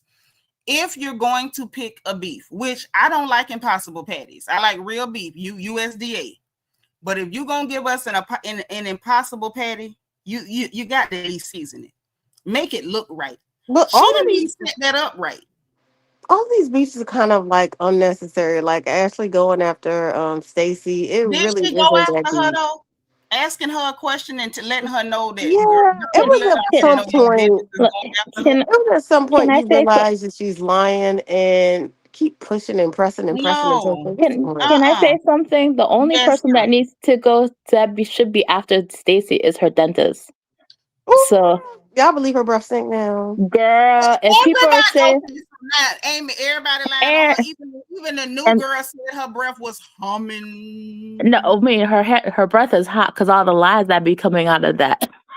That's the devil in I her do throat. agree. That's a Stacey will demon. hold That's a on to a demon. lie Listen, and she is down the that's a grave. She would listen. never admit. That's a demon in her throat. Y'all know Satan is the father of lies. So y'all let that be a lesson. If you go to line and a demon get behind your tonsils, She blame won't yourself. ever admit it, and I just don't understand what's the big deal. But I'm also one of those people like if you see a person like who really wants to believe their lies, just let them be. Because I'm like they just trying to make Uh-uh. themselves look bad on television. No, ma'am, because that ain't what these shows is about. You don't come on no No, shows you did not see like 3 introducing seasons yourself. ago. Hold on a second. Remember like 3 seasons ago when Gizelle brought Jamal up there knowing that relationship was fake? And we She gave her lied hell. all the way up until Monique pulled out the daggone But hold on. binder. Karen got her during the season with it, like, "Ooh, girl, he live in your phone." So no, she is not exempt. I don't But I was care. trying There to is say, no but you see how like to the no. very end Oh Giselle well, just you kept with lied the to the story. end, Oh, me and him broke up, and we're working on it, and we're trying to figure things. but Girl, it you don't you ain't matter. got no man. Stop. But nobody gave her a pass. Mia came up there and told a lie every 2.3 seconds, and nobody gave her a pass. And Stacey Roush ain't getting no pass. You came on these shows to tell you to show your life and tell your story, and the only thing she did was tell us a bunch of Aesop's fables. People got a right to call it out. And Ashley wasn't even being as nasty and ornery as she normally is, because I normally can't You stand called her big Pennywise. footed. She called her big footed. I'm just saying, I normally cannot stand Pennywise. Pennywise literally said to her, like, girl, I'm gonna tell you the truth. Somebody came and said whatever. And she did it. She still didn't spray her hard. She told her and got real quiet and left it open so Stacy could give her own spin on the story, because the story's coming out either way. Instead of Stacy taking it, she up there looking like the dumb she is. I don't know what to say to that. What the hell you mean you don't? She is one of those deny. Come come Even on, with we all all of the know. stuff pointing towards the reality that she paid that guy, she still is like, me and TJ are not friends, but I forgive him. I'm like, girl, We You all still know listen, ain't that. answer the everybody with question. eyes, even Stevie Wonder could see that this it was no real connection with you all. And every But time he on camera, it's like he was trying to find some. I think he was getting into character, and so I don't even think he knew what character he was supposed to be in. Because But he some played days the he's being role. like He played the role. homegirl, the next minute he's to be acting like abusive boyfriend. But this is the problem. He played the role because he had all of us like, Stacy, wrong role, go away, girl. Half the audience was like, girl, he fooling you. He don't like women. And people like me was like, he's mentally unstable. Run, girl. He gonna stalk you. He played. He earned his money. So get a man his money. And so if he spray you, he spray you. look, You didn't look, pay him. And then you got the He nerve didn't to be pay getting him. the cut, That's getting why he's your mad. but you wait. got the nerve to be getting a truck custom made and you ain't gave this man his bread. What? Meanwhile, while he doing this job for you, because it was a job. Anytime you agree to render a service for payment, that's a job.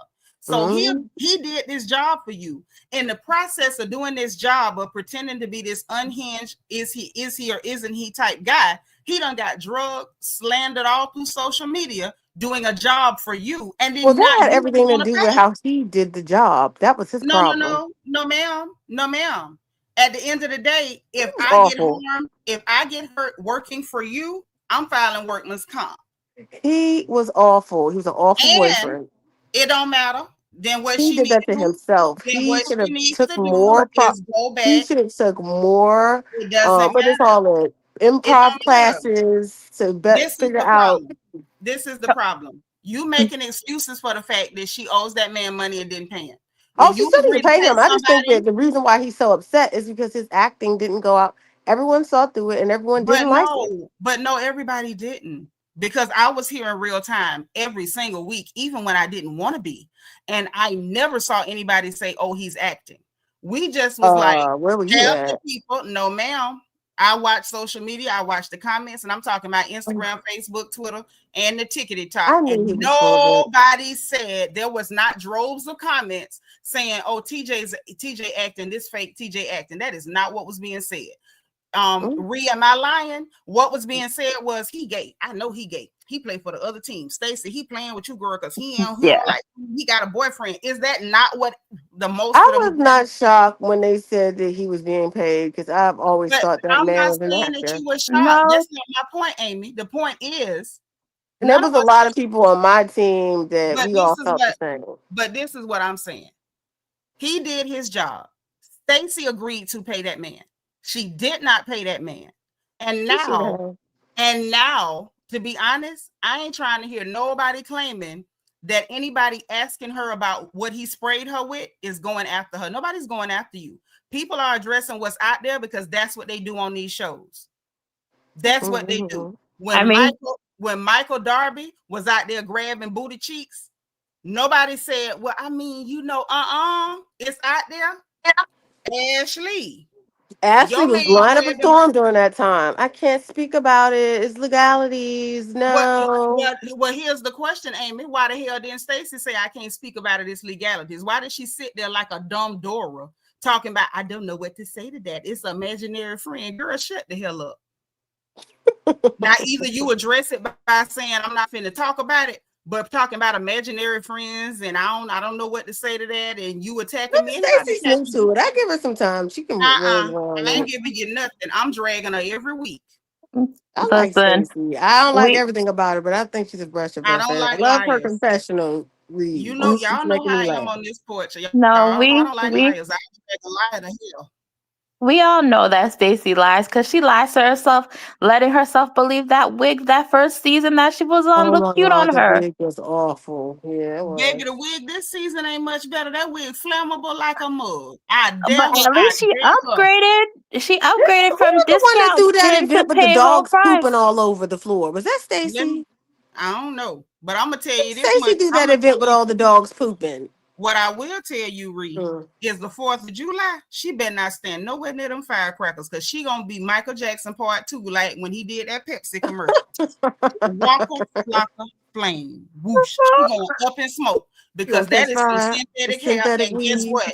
Get this, it ain't even the blend hair, y'all, where they blend the synthetic with the human. Pure plastic. I heard Monique's supposed to come back. Monique's supposed to come back and say that she was trying to get with Chris. And I was like, why are you there? We don't know how that's gonna go because the way they chopped up that trailer, it looked like somebody was telling Monique that. Not that Monique came and said it. It looked like Ashley or one of them. Please say yes, because I was wondering they had pictures of them on TikTok of them going out to dinner or something like that. Oh, Stacy or was it TikTok or Twitter? Stacy and Chris. Right. Yeah, they met up and they had a dinner together. With her husband. It don't matter. She was never separated from her husband. She was probably just using that to like help her RHOP check. You know, people do something strange for some husbands don't want to come on that show because all their business get put out there, and they be like, I came to support you. I am not supposed to be a storyline." All I can say is, bottom line, Stacy can go the way of Mia for me. I don't like it. If you're not gonna come here and give us your story, go away. We said the same thing about Robin Dixon, and I'm real happy she gone. If you're not willing to give us your reality, we need you off of the reality TV. We need you gone. I don't care if it's good, bad, ugly, embarrassing, humiliating, whatever. Give us the part of it you want us to have, but don't just sit up here and tell us a pack of lies and then pretend like people attacking you if they mention it. Ashley did not go after her. Number one, when they was at that goddamn boutique, Ashley really got her by herself, set it up so Stacy could clean it up. Just like when they were sitting at Gizelle's house, Kiearna tried to step in and give her something to spin. Like, well, was it like a different type of relationship? And it kind of went sideways. Instead of her taking it, what did she do? She dug into her colorist bag and called a black girl aggressive. And she had the softest voice in the room. So for me, Stacy's garbage. She's garbage. She was close to being garbage when she sat her goofy behind up there talking about Boa doesn't get to be around a lot of black women. Like her mammy ain't a black woman. Oh, was this about the daughter? When Yeah, she was saying she wanted to bring her more and more black. Yeah, no, Arabella. not just Okay. not just around more black people. She's like Boa doesn't get to be around a lot of black women. First of all, the fact that baby named Arabella and you keep saying Arabella because you think you talking like them clear people, you sound stupid and you sound delusional. She round a black woman every day. She just round a stupid one. And that crap she pulled with Kiearna. I was trying to figure out, does Arabella know they ever got divorced or they ever got married? I don't know. She's been the husband hiding said, a lot of stuff from Arabella. The husband said, we just told her about the divorce, so we don't want to confuse her. So according to him, and I believe him, I don't believe nothing she say, because I ain't caught him lying yet. He say they just got around to telling her about the divorce, so they don't want to tell her about them being back together. They confuse the child. Now that's the bottom line. But yeah, that crap she pulled with Kiearna, I don't care how much Kiearna getting on my nerves. I peep microaggressions. I see what she doing. The fact that she trying to play like them, delusional, dangerous Karens with that girl. I didn't like that. I didn't like it when Kenya Moore. I didn't like it when I did not hold on. I didn't like it when Kenya Moore pulled it on Sonia Richards Ross' husband, and I don't like it watching Stacy Rush try to do that to Kiearna. Can I say something? Mm-hmm. Yeah. Is it me or her husband is kind of a more mild version of Mark Daly? Like he's tolerating her, but really doesn't like her. Like she's more into him than he's into her, because he's like checking her for her her shenanigans. Yep, checking her on the spot. That's exactly what. And Mark I'm did like, and remember, everybody tried to pretend like. Remember real quick. Hold on, real quick. Miss Niecy, thank you for the Cash App, sis. I appreciate the support. Go ahead, y'all. Yeah, because I'm like, why is he giving me like plain vanilla yogurt version of Mark Daly? And so at that point, Reed, you got to ask the question. On the show either. I think he had to come on and help her. Hold on. Reed, you got to ask yourself the question. Are the men the problem, or is that just how men respond to women who are delusional and dishonest? Because Kenya was given a lot of delusional, dishonest behavior, and Mark was checking her in the moment, and people was like, "Oh, he being mean to her." No, he wasn't. He just wasn't. He wasn't for the bull crap. That's what it was. And like with her, when she was like, now we're focusing on us, and we should write a book, and he's like, it's already a lot of books on that. We should have read a few of them. I say, Themos, I like you. I like you. I'm kind of looking forward to seeing him this season because I want to see more of him. I don't think he's on there that much. Mind you, we may not doing drive-bys. We may not see more of him, but I would like to see more of him. I like him. I like straight shooters. I don't like lying, fake, phony. Let me give you 1987 bad soap opera acting. I don't like that. Buddy Rowe was not playing with her. He didn't give her none of the fake and the phony. Like, when did you send an invite? He was like, well, it feel a little awkward asking you out. So I figured I'd do something different. It worked. You like it? I say, that's my dog. I'm like an Evite. Who does that? But somebody that's like you said, tolerating her. Tolerating her. I got you begged him to do the show. Because the way we see her acting with them women, I bet you that's what he was getting. She'll do something trifling, and the minute he call her on it, she go to screaming and squawking, getting defensive and acting like a victim. That man was fatigued. He was tired. She wore him down. Yep. Well, at least he walked away with no ball spots. Right. Oh, he And, was and you know moisturized and what? everything. Now, Ree, what it give me is he ain't gonna let her give him no ball spots. No, Buddy is sir. not giving her no room to act a fool with him. He's not with it. Andre True. say nothing exciting about Potomac season 10. Ashley Darby being messy. I don't like Stacy. She boring. Angel seems interesting for I a like new this housewife. episode. I loved it. I feel I you, mean, Andre. I That's how you feel, but I loved it. I enjoyed I everything. liked it. I like the new addition. She called Ashley a bottle girl. I could not stop laughing. But no, she didn't call her a bottle girl. She said that she used to be a bottle girl at L2 at one of the places that she And was I found working. that funny. Yeah. That's What's funny about a job? That was her I'm job. laughing because she's trying to reduce Ashley to the bottle girl. Like, oh, I remember her. She's a bottle girl. I hired her before.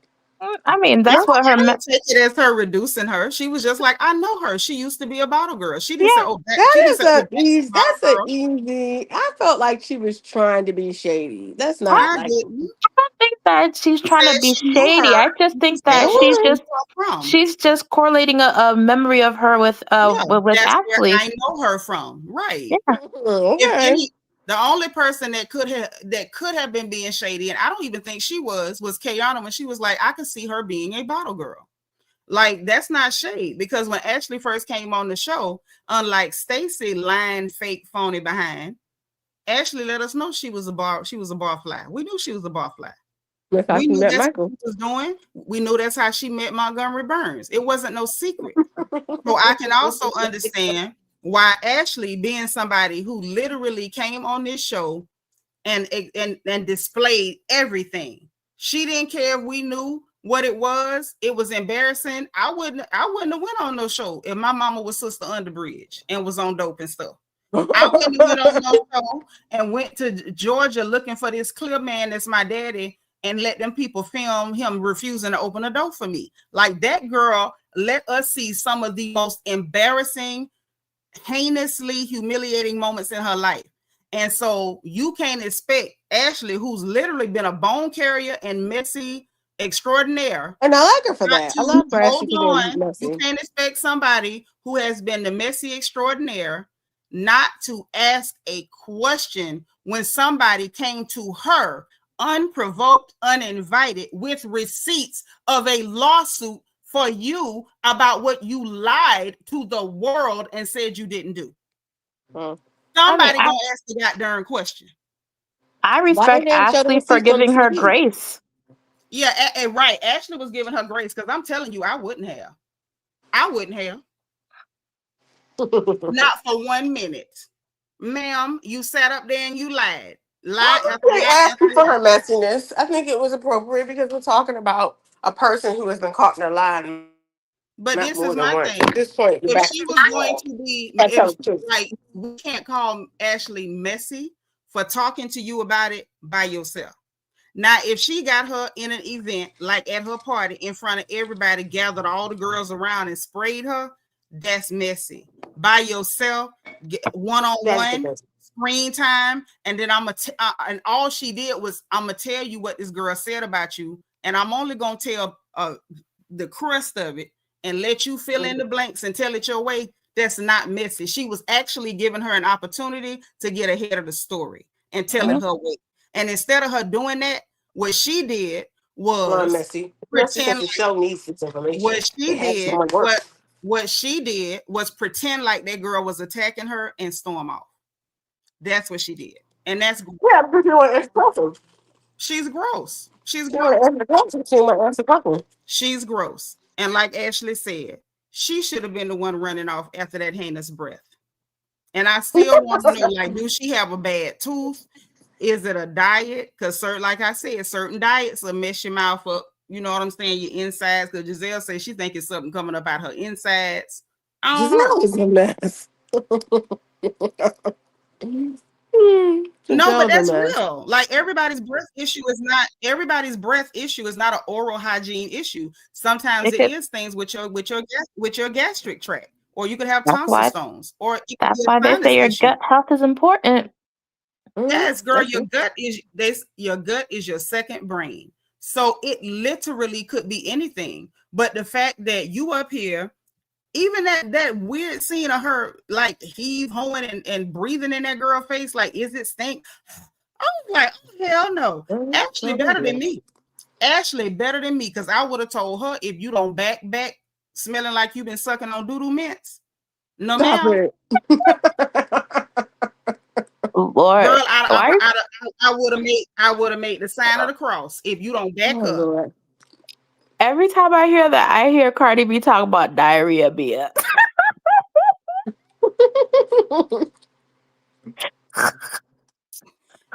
Listen, that diarrhea beer is hell. Listen, man. And like I said, this kind of it kind of bothered me. And when we saw the trailer, I thought it was gonna be one little joke about it. I didn't know that this was something that's like every time they see you, your mouth is humming. She gotta do I think they something. brought some Tic Tacs or some gum to chew. I said, oh. I would have walked out. I would have walked out then. You gonna say my breath stink? I'm leaving. Girl, she needs some holy water to exorcise them demons. Yeah, I'm telling you, if there's a demon in her throat, it's from all that lying. Well, she's been caught in them several. She invited the devil in with all that lying. That's what happened. Her mouth is unholy. They need to be purged. I wonder how she's gonna but we'll see. I know she had a conversation with Wendy and confessed that she lied during the reunion. She ain't gonna confess. She ain't. These girls are Ashley literally let her know in a cool way. Like, girl, we saw the court docs on her phone, man. And she's still lying. So she's not going to confess. The fact that she lied about I'm talking about she's going to confess to Wendy that she did steal the idea from Eddie. I mean, you think she is? Yeah, so she's like, I lied on a reunion about basically the cannabis thing. The weed. No, so she's going to confess to some stuff. I don't know about everything. But my thing is, even with that, it was just weird. Like, why do you think it's okay to like copy off somebody's paper, erase their name, and put your name at the top? Like, even the idea that she used like Nigerian slang as the name of her company. Like, girl, which part of you is Nigerian? The wig or one of them dresses? You got some fake Ferragamos. Like, what was the Nigerian part? Where did you come from with Shayo? Like, are you cool? You okay? She's weird. The fact that she went to Miss Vivian and got the exact same dress that Ashley had and then tried to lie on Miss Vivian. For Miss Vivian to say that the dress came back stank and you asked for that dress, even though she told you Ashley wore that dress. You I forgot they were getting on her last season. Well, is she just stink all around? Her breath is stink. Her body stink. I just don't like her, and every time you don't like a person, you start noticing way more and more stuff when you don't like a person. But we didn't notice it. None of us noticed this. We ain't been around this lady.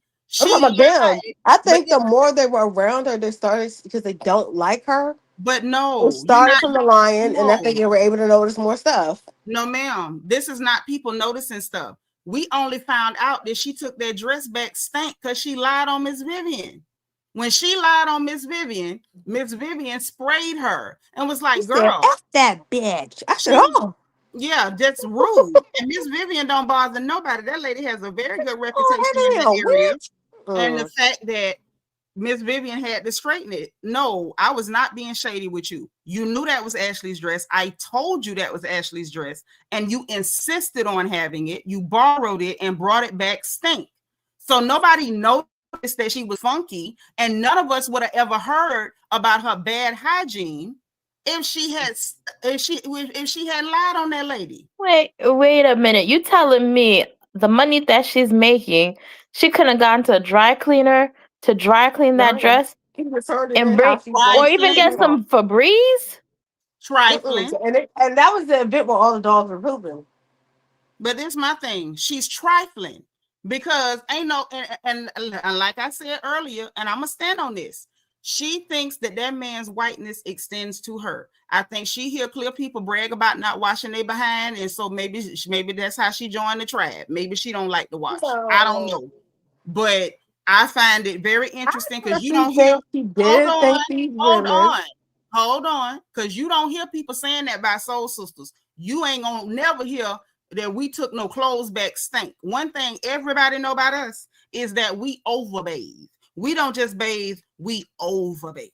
We will dry brush. We will wash with one soap, wash with a different soap. We got a separate soap for our faces. We got different soap we use when we soak our feet. We're going to do another exfoliating treatment. We overbathe. We use deodorant, body oils, baby oil, Vaseline, all type of lotions and potions. Love Potion number 9, Bath and Body Works, Gucci, Prada, Louis, all that. We gonna smell good. So the fact that she took that dress back stank and then had the nerve to lie on Miss Vivian. So see, this hooker been lying. And she don't care who she lie on. When she got caught in that lie, she never copped to it. Just kept lying. And then sat up there talking about, y'all gonna question me every time we get around each other. And I was glad that Wendy told her, girl, when we sat up on that reunion stage, I told you. And I love that production rolled that beautiful bean footage. Well, Wendy told her, girl, this your chance to clear this up, because if you don't, your character's gonna always be in question. You had an opportunity again to put your spin on it. You big dummy. You big dumb girl. You big dumb unwashed girl. Imagine them getting rid of Robin Dixon, who don't like the babe, to pick up another one that don't like the babe. Are you calling Robin dirty too? I didn't call her dirty. Juan did. That was during pandemic. Girl, it makes me wonder who bathes more, her or Robin. They still stole soap during the pandemic. I washed my booty multiple times a day during the pandemic. What the okay, but baby, I'm sorry. Juan don't like her. I'm sorry. First of all, I don't believe everything Juan said. No, ma'am. He said it. It's also the man said that he had to go to the hotel and use his credit card to help this girl get a room. No, ma'am. He said that to her face. He didn't say it behind her back. He said it to her face, and she did not deny it. Juan told her she was laying up in that bed all day and wilding around, and she wasn't bathing. She was getting up and drinking wine and wilding in them sheets. So Juan told her, and then he said that is not attractive. She didn't deny it. She didn't say, don't play with me because you know I be clean. This is the same Juan Dixon that lied about how and why he had to give his credit card to it don't matter. It don't matter. He told her about her. He lied about a hoe. If he lied, because Robin sounded like she made that mess up herself. Juan told her to her face, we would not have known that Robin was laying up there being frowsy if Juan hadn't told us. So don't say, oh, I'm saying she dirty. Juan say she dirty. That was on the pandemic, though. What the hell the pandemic got to do with you not washing your behind? Please tell me. People wind up standing at house for long hours. What? Okay, so I ain't gonna put that on. Now let me ask you a real question. If you stay home, you don't bathe. If you don't go nowhere, you just don't wash. You just lay there. No, you have to get up and wash. I'm saying, like, there's some people that didn't do it. So what they got to do with a pandemic? Now I'm getting accused of not washing. I'm just saying, from overall looking at Robin, I ain't never got that dirty vibe. I asked the question because you trying to explain to me how a pandemic means you don't wash your behind. No, I'm just saying, I remember that episode because she was saying that she was really going through it during the pandemic. I don't care what I'm going through. I'm washing my behind.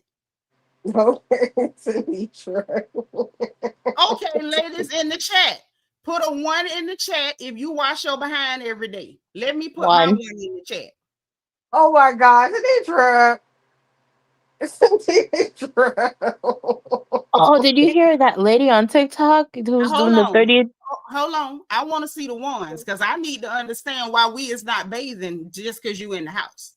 Because we ain't homeless. Just because you ain't homeless don't mean you don't bathe. So I need to know. I need to know who is washing and who ain't washing up in here. More than once a day. Okay, Miss Niecy. Yeah, that's what I'm talking about. Zelina Turner got one. First of all, the first rule of being a black woman is washing your behind. That's rule number 1. Mm-hmm. We keep clean behinds. We cook clean food. We keep our children clean. Mm-hmm. We brushes our mouths real good. Okay, we got a bunch of ones. Yeah, we got a whole lot of clean soul sisters up in here. Ain't none of us skipped no baths because it was no pandemic. So, like I originally said, I would hate to think we got rid of one unwashed heifer only to get another. No, I ain't gonna say that because I ain't saying that. No. You ain't gotta say it. I said it. I So I know we didn't get rid of I like one. Robin. I know we didn't get rid of one stank heifer. And not only was she stank, Robin kept wearing that stiff weave too, that pack hair. Because it was always just sticking. It would never lay down. It would just, you could pull it up and it just stay up there like this. So we had one with cheap weave that didn't bathe. Lord, now we got one with that don't bathe. Wait, I have a question.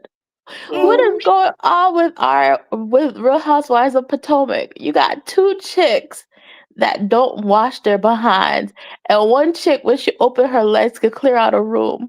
What is Baby, going Mia on? was the fumigator. Mia was Mia? the fumigator. Come walking What down the stairs, happened? Hold and on. Mia was like, Mia's gone though. Mia came walking down them stairs. Actually, say, Don't somebody. me Tommy G. I don't say Dang. that. I'm just defending some people. I don't think they're dirty. Mia came walking down them stairs. Y'all Ashley say, somebody stank. I said, ooh. I didn't know who it was gonna be, but I had a feeling. And to this day, Jackie is never beaten any allegations because she bent down to that girl crotch and sniffed. Oh, I think not to save my life, not to save my life and nobody else's. When Mia came on camera, girl, I can't finish talking before you start. I'm sorry, but there's no way in the hell I could have bent down to no other woman crotch and sniffed it. First of all, if she stunk so bad coming down the stairs that Ashley smelled her coming down the stairs, you didn't have to bend down to see if it was her. You knew it was her. If you was a real friend, you should have told your friend before she came down them stairs, girl, you need to take a sitz bath and put some bleach in the water or something. Don't go around nobody like that. Why? I still don't know why Jackie let her come down them stairs smelling like that. I think because Jackie was used to her smelling bad, or all her nose hair got burnt off from the scent. So are you saying Jackie was nose blind? Listen, sometimes when you smell something bad for a long time, your sense of smell can go bad. Yeah, it'll get zapped to you. No, I was saying I didn't. I think that was the reason why I forgot that happened because it was one point when Mia would come on, I just stopped watching her scenes because Mia got so bad with like the storytelling. She said that she kept on saying her man had schizophrenia and all that. I was just like, I can't watch her story. It's just getting out of control. That was a self-producing liar. I couldn't take her. But you should not the way you tell it. You should love it because you like Stacy. No, because she took it too far. Stacy taking it too far. Ooh. If y'all don't stop her, she gonna be lying on the man. She gonna be lying on RHOP. She gonna lie on everybody. She said that G was manic, and she would bring this man into the scene with her lover boy, and the kids calling the guy dad and wonder why the man is flipping out. And I'm like, I cannot. Oh well, Mia was out of control. But back to the original point, they got rid of 1.5 stank heifers because Mia was only stank that one time. But we ain't got rid of 2 people that had odors and problems and stuff. And then they bring on Stacy, and her breath is like in every scene. At this point, her breath is a paid actor. Her breath was in the boutique. Her breath was at the party. I'm just like, we saw the trailer. Her breath gonna show up in another scene. I'm just like, God damn. Is the breath one of the housewives at this point?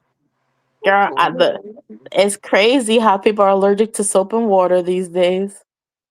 Listen, and you would think they want to stay healthy because it kills bacteria. But thank you, girl. Hey. Ray, did you see her face when Gizelle was like, "That's a lot of bacteria." See, Gizelle was being nice because Gizelle be like. Gizelle being so mean and spiteful. This episode was kind of refreshing. Hold on. B, who cash app you looking for? One of the ladies up here? Oh, Niecy. Oh, you talking to Niecy. Let me mind my business. Yeah, put a message up and I'll pin it. I didn't realize. I'm sorry. But yeah, man. That was not cool. Like at this point, her breath got a champagne flute. Because why is it in every scene? Oh my god. Yeah. Every scene? No, I think her breath disarmed everybody because they couldn't be their usual shady stuff. How you gonna be shady when you can't breathe? You can't be shady when you over there holding your breath. Because it disarmed everybody. Right. First off, I would have had to tell her about it to her face. I'm not finna play with you when you around here offending my mom. First of all, y'all can see for yourself. I don't have a very big nose. I don't have a lot of nose to work with, and you're not gonna be clogging up my air. I have to fight for every breath. I barely got nothing, and I'm not gonna be up here suffocating like a fish out of water because you over here with dragon breath. You a lie. No, you would not be able to say it to her face because you would have been knocked out like a Mike Tyson TKO fight. You'd have seen me like this. If I'd have had to pinch my nose, if I'd have had to pinch my nose and tell her about her behind, I'd have gave her the business. You're not gonna have me fighting for my last breath. Look at my nose. I don't have nothing to work with. So you'd be like, girl, Look at here, baby. She'd have started talking. She'd have started. She'd have started talking. I'd have said, I know you lying. I know you lying. You attempted murder. I barely got nostrils, and you over here trying to suffocate me, you trifling demon. Ain't no way in the hell.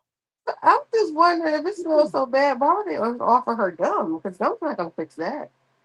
Listen, gum can't fix everything. No, if it smells as bad as they're saying it is, a gum can't fix that smell. Look what Yvette said. So TJ earned every dollar, every one of them, and she got nerve not to want paying. TJ ought to pay some of them girls from the projects to jump her at a gas station. TJ need to pay one of them girls to jump her at a gas station. If you got breath like that, and that man had to pretend like he like you and be close to your mouth, and you don't want, oh no. You remember when he was crying at the table? Do you think he was crying because of your breath? No, he was not. That was her breath was humming, and he couldn't tell her. He was crying because my breath is smelling. Y'all wrong. No, y'all remember that? Because I felt like it was watering, but it wasn't to me like a real cry. It did look like it could possibly him reacting to the smell and his eyes watered. No, you know what? I'm gonna go ahead and be petty. Let me tell you what I think happened, right? I think he woke up one day and he looked at his eyebrows and he noticed they started thinning away because her breath was stitching the hair for her eyebrows. So when he sat down, he was having flashbacks, and so he started crying. Y'all silly. Y'all silly. All right, I gotta get off here. I'm going to go to bed, but I had me a good kiki. You have a good night, Seanitra. Love you, girl. I love you too. Look here, we'll see you next week, same time, same place. Because I'll be here. I'll be looking out. All right, bye. Bye, girl. But I couldn't get over her. I'm just like, girl. And she's like, ain't gonna tell Ashley she the devil. Girl, you lying like that and you call somebody else the devil? You know, a better storyline for her would have been her showing everybody how she's okay with those bad wigs. And she could go ahead and survive on a day-to-day basis with looking like that in that wig. That would have been a better storyline. Let me say this. Let me just say this. Why she ain't called Kenya? Like, she basically, we know she's a copycat. Like, we know that, right? So you tried to copy Kenya's whole playbook. You did. She did. Kenya came in with a rented boyfriend from Detroit, you know, being fraudulent a little bit, right? Y'all, Miss Niecy's birthday, we pinning a message to the top of the chat, okay? Y'all, Miss Niecy, happy birthday, girl. Happy birthday, Miss Niecy. So she came in, same town, everything, the whole Kenya Moore playbook. Why she don't reach out to Kenya and be like, girl, let me come by the salon or hook me up or something? Kenya hair be looking good. Like Kenya, when Kenya first started messing with the wigs, I'll admit, it wasn't all that. You remember because people took pictures and you could see like the little U part of the demi wig where she didn't blend it good. But not, you know, can your hair be looking good? You should have reached out to your homegirl from your hometown, whether you close to her or not. That's a good excuse to make a friend. Girl, help me out. Or reach out to Portia and get you one of them wigs from Portia. Portia got nice wigs. Why are you walking around like that? Because she ain't got no real friends. What I say, it's a good excuse to make a friend. Call Portia. She helped Drew when Drew was walking around with all of the inventory for PetSmart on her head. Shoot, right now Drew's wigs look better. She helped Drew. She did. I do feel like, and I ain't got no proof of this, it's just my opinion. I do feel like Portia was petty and started repossessing them wigs from Drew, because the wigs that Drew be wearing now look like helmets. And I'm like, Portia, I know y'all might have fell out or whatever, but you didn't have to take that girl wigs back. Talking about Portia, so who's her girlfriend? I don't know. Girl, I hope it's not Ty, because Ty be spread herself wide and thin out here in these streets. I don't think Portia going with no Ty, because Ty ain't got no money. You know, now what we know about Portia, Portia like money. And she says she dating a man and a woman. So it's a man and a woman. We don't know if they're a couple, whether they friends. We don't know. You know what I'm saying? And Portia is somebody who has misplaced the truth time and time again. So we don't even know if this is true. Do we? Girl, I don't know, but I just hope it's not Ty. I hope not too, but not only hope not, I seriously doubt it, because Ty ain't got no money. No, Ty be on all those shows with all them chicks. I'm like, that's just ridiculous. They pass Ty around and Ty go around, you know, doing what Ty do. Ty is messy too. I don't think Portia messing with no Ty. Portia like money.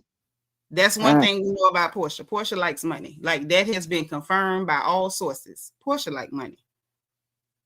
And we I would know laugh if it was Candy and Todd. You so crazy. I doubt that. I seriously doubt that. Not that she say she dating the people. She definitely ain't dating them. Portia, the sack chaser that she is, she done found somebody with some money. And she talking to some people with some money. We know Portia do not do charity dating. Miss Nisa say if you ain't got no money, Portia is not going to be bothered nobody at all. At all. I'm not even mad at that. I'm not mad at that. I remember that Tom G. Candy said that. I don't know that Portia told her that. I don't believe Portia told her that, because you know Candy would lie too. You know, all of them will tell a hot one here and there, but I don't know. What I can say, this episode gave me my life. I'm interested to see what happened next episode. I'm kind of over Stacy already. In one episode, I'm over her. She gonna have to do a lot to turn this around for me. Yeah, because I'm over her, and I'm starting to get over Kiearna too, because I'm like, what happened? I like her friend though. Angel, leave Angel. Even if she leave, let Angel stay. I like Angel. I'm looking forward to this season. What you think about that girl that Gizelle brought in, that Tia girl? What you think? Are you talking? I mean, she didn't really make a big splash to me, but I'm gonna have to warm up to her. Okay, tell me if I'm just like feeling something that I shouldn't be. It felt weird to me watching her jump in the situation between Stacy and Ashley, because you don't know either one of these women. So why are you jumping in to de-escalate something you don't even know what the hell going on? That didn't seem odd to you? It did, but I'm like, you know, maybe that's her persona, that she doesn't like watching two Black women fight in public. That's her thing.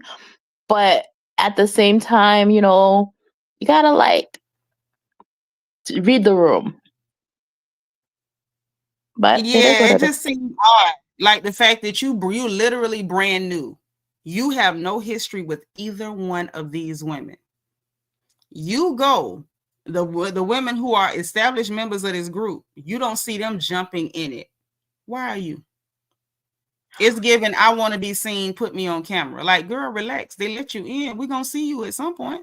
I think she's probably the only person. She's the only person who didn't smell Stacy's breath. Maybe she had a stuffy nose. Yeah, maybe. You know what I'm saying? I've heard things about Britain and their dental hygiene, so maybe.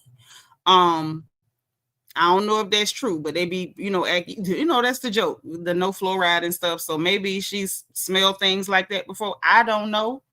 Um, what I can say, that came off a little odd to me. Her confessional energy was a little odd to me. It was a little odd, just a little. Like I said, I'm just waiting to see what the rest of the season's looking like. But this season looks like it has potential.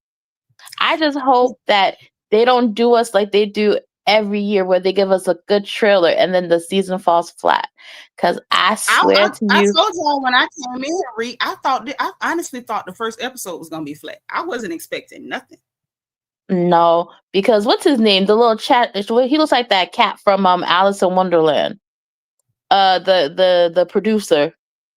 Oh, Eric, they got Eric. Yeah, Oh, because okay. he Look stays at on Tom some. G. Get me. Tom is whacking me. He stays on some BS, man, because he'll give you a good trailer, then all of a sudden, editing just messes it up. I don't know But who the editor is. They need to fire them. but this ain't the trailer. This is episode 1. The trailer wasn't that promising to me. The trailer gave me, okay, some stuff gonna happen, but I have learned after doing this for a while, I never get excited off the trailers, because a lot of times the trailer will look interesting, but they will literally take every interesting scene from the whole season and put it in the trailer. And then other than those little scenes, there's nothing. So I never get hype off the trailer.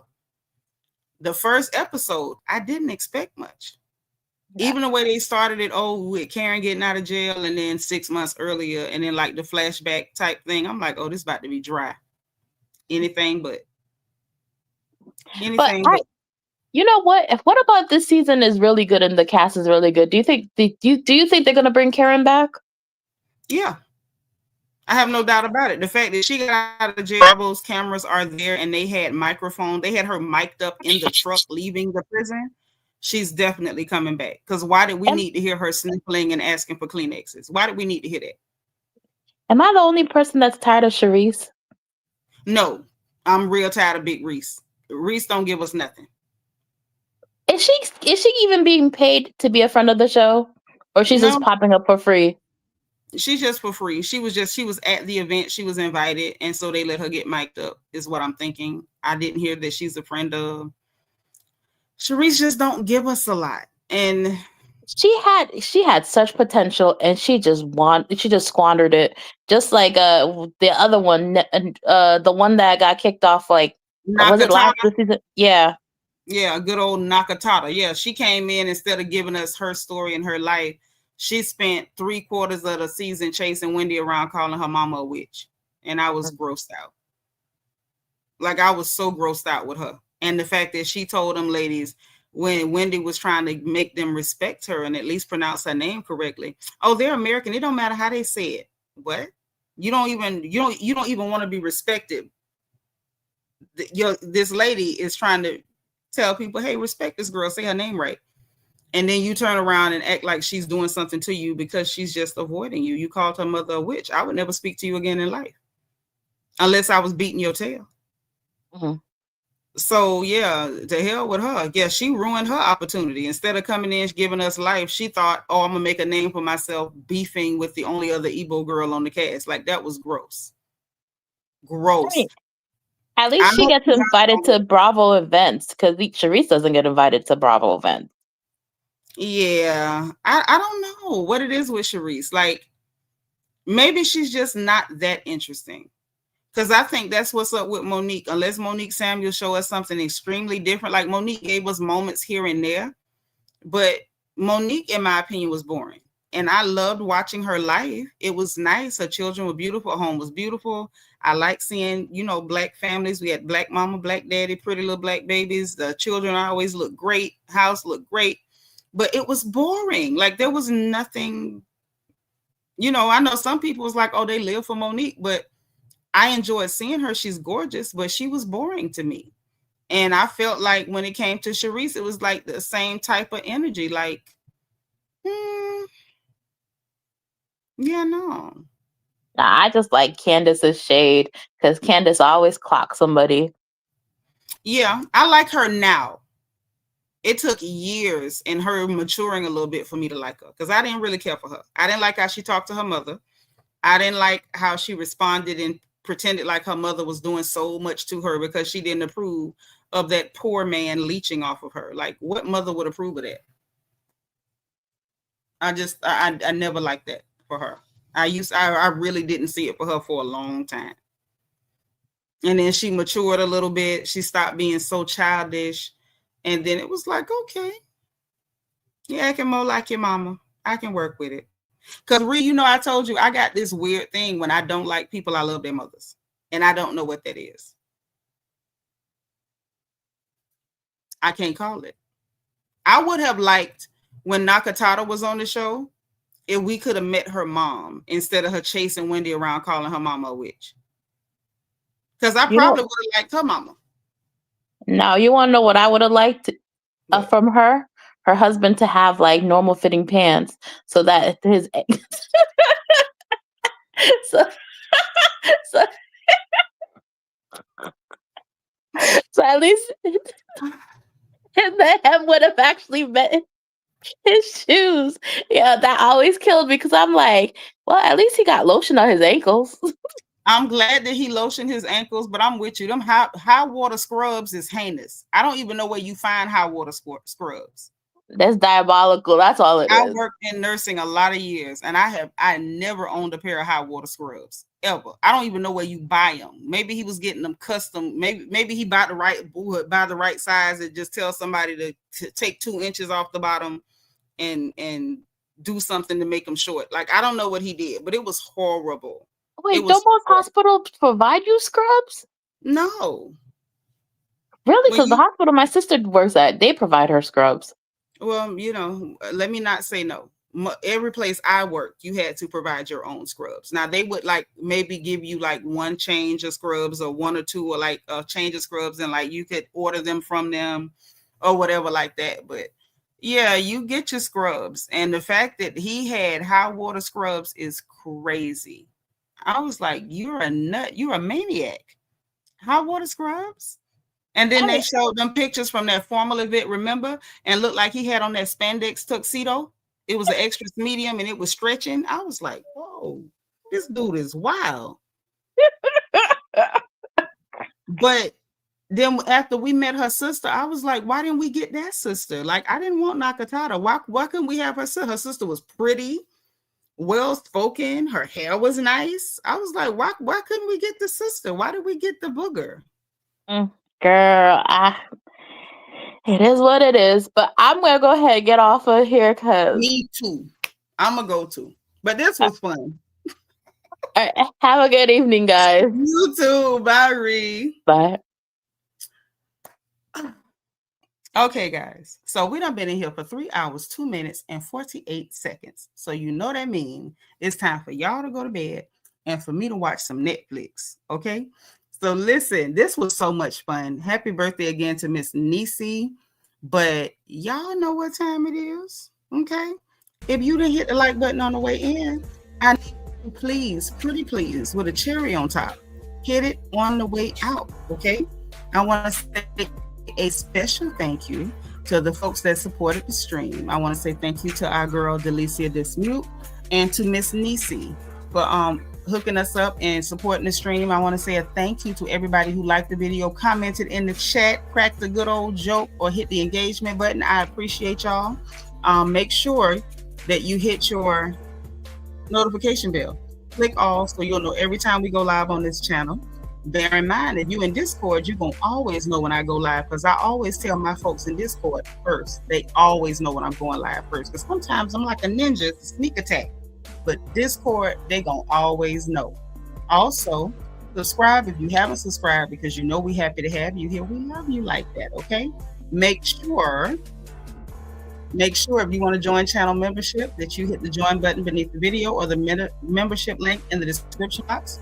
Also in that description box, we got a link from my book, Little Girl, Big World. It is a survival guide for girls leaving home for the first time. Let's keep all of our daughters safe. We can laugh and we can joke about everything, but safety, let's keep our kids, especially our girls, safe, okay? Also in that description box, we got the link for our merchandise store so you can wear your crown gear and represent the royal family. We got the link for our storefront at Amazon. And y'all, I updated everything in the storefront. If you ain't been in there, why not? We got fall decor. I put in some of the Christmas stuff, some of the things that I found and dug out that really worked for me. And I'm gonna go back in and add some more items so you can shop for your home just like I shop for mine. Y'all know I do not gatekeep nothing. Even the neck fan y'all saw me with tonight when the hot flash hit because we was laughing and kikiing too much. That's even in the description box. I won't even make you go looking through the storefront for it. It's right there, neck fan. I gatekeep nothing. Get it, use it. Also, there's a link for my wish list in case you want to help a girl out with some more notebooks, pens, and whatnot so I can take notes and tell y'all exactly what happened, who said it, when they did it, and what they had on, okay? So listen, y'all enjoy the rest of your evening. I enjoyed y'all so much. This was so much fun, okay? So much fun. I had a blast with y'all, as always. So listen, enjoy the rest of your evening. Good night, sweet dreams. Do not forget to say your prayers, and I mean it. Remember to be positive and productive tomorrow. Encourage the people around you and make sure you encourage yourself. And remember, in case nobody else says it to you, honey, God loves you, I love you, and there is nothing you can do about it. Talk to you later, okay? Bye.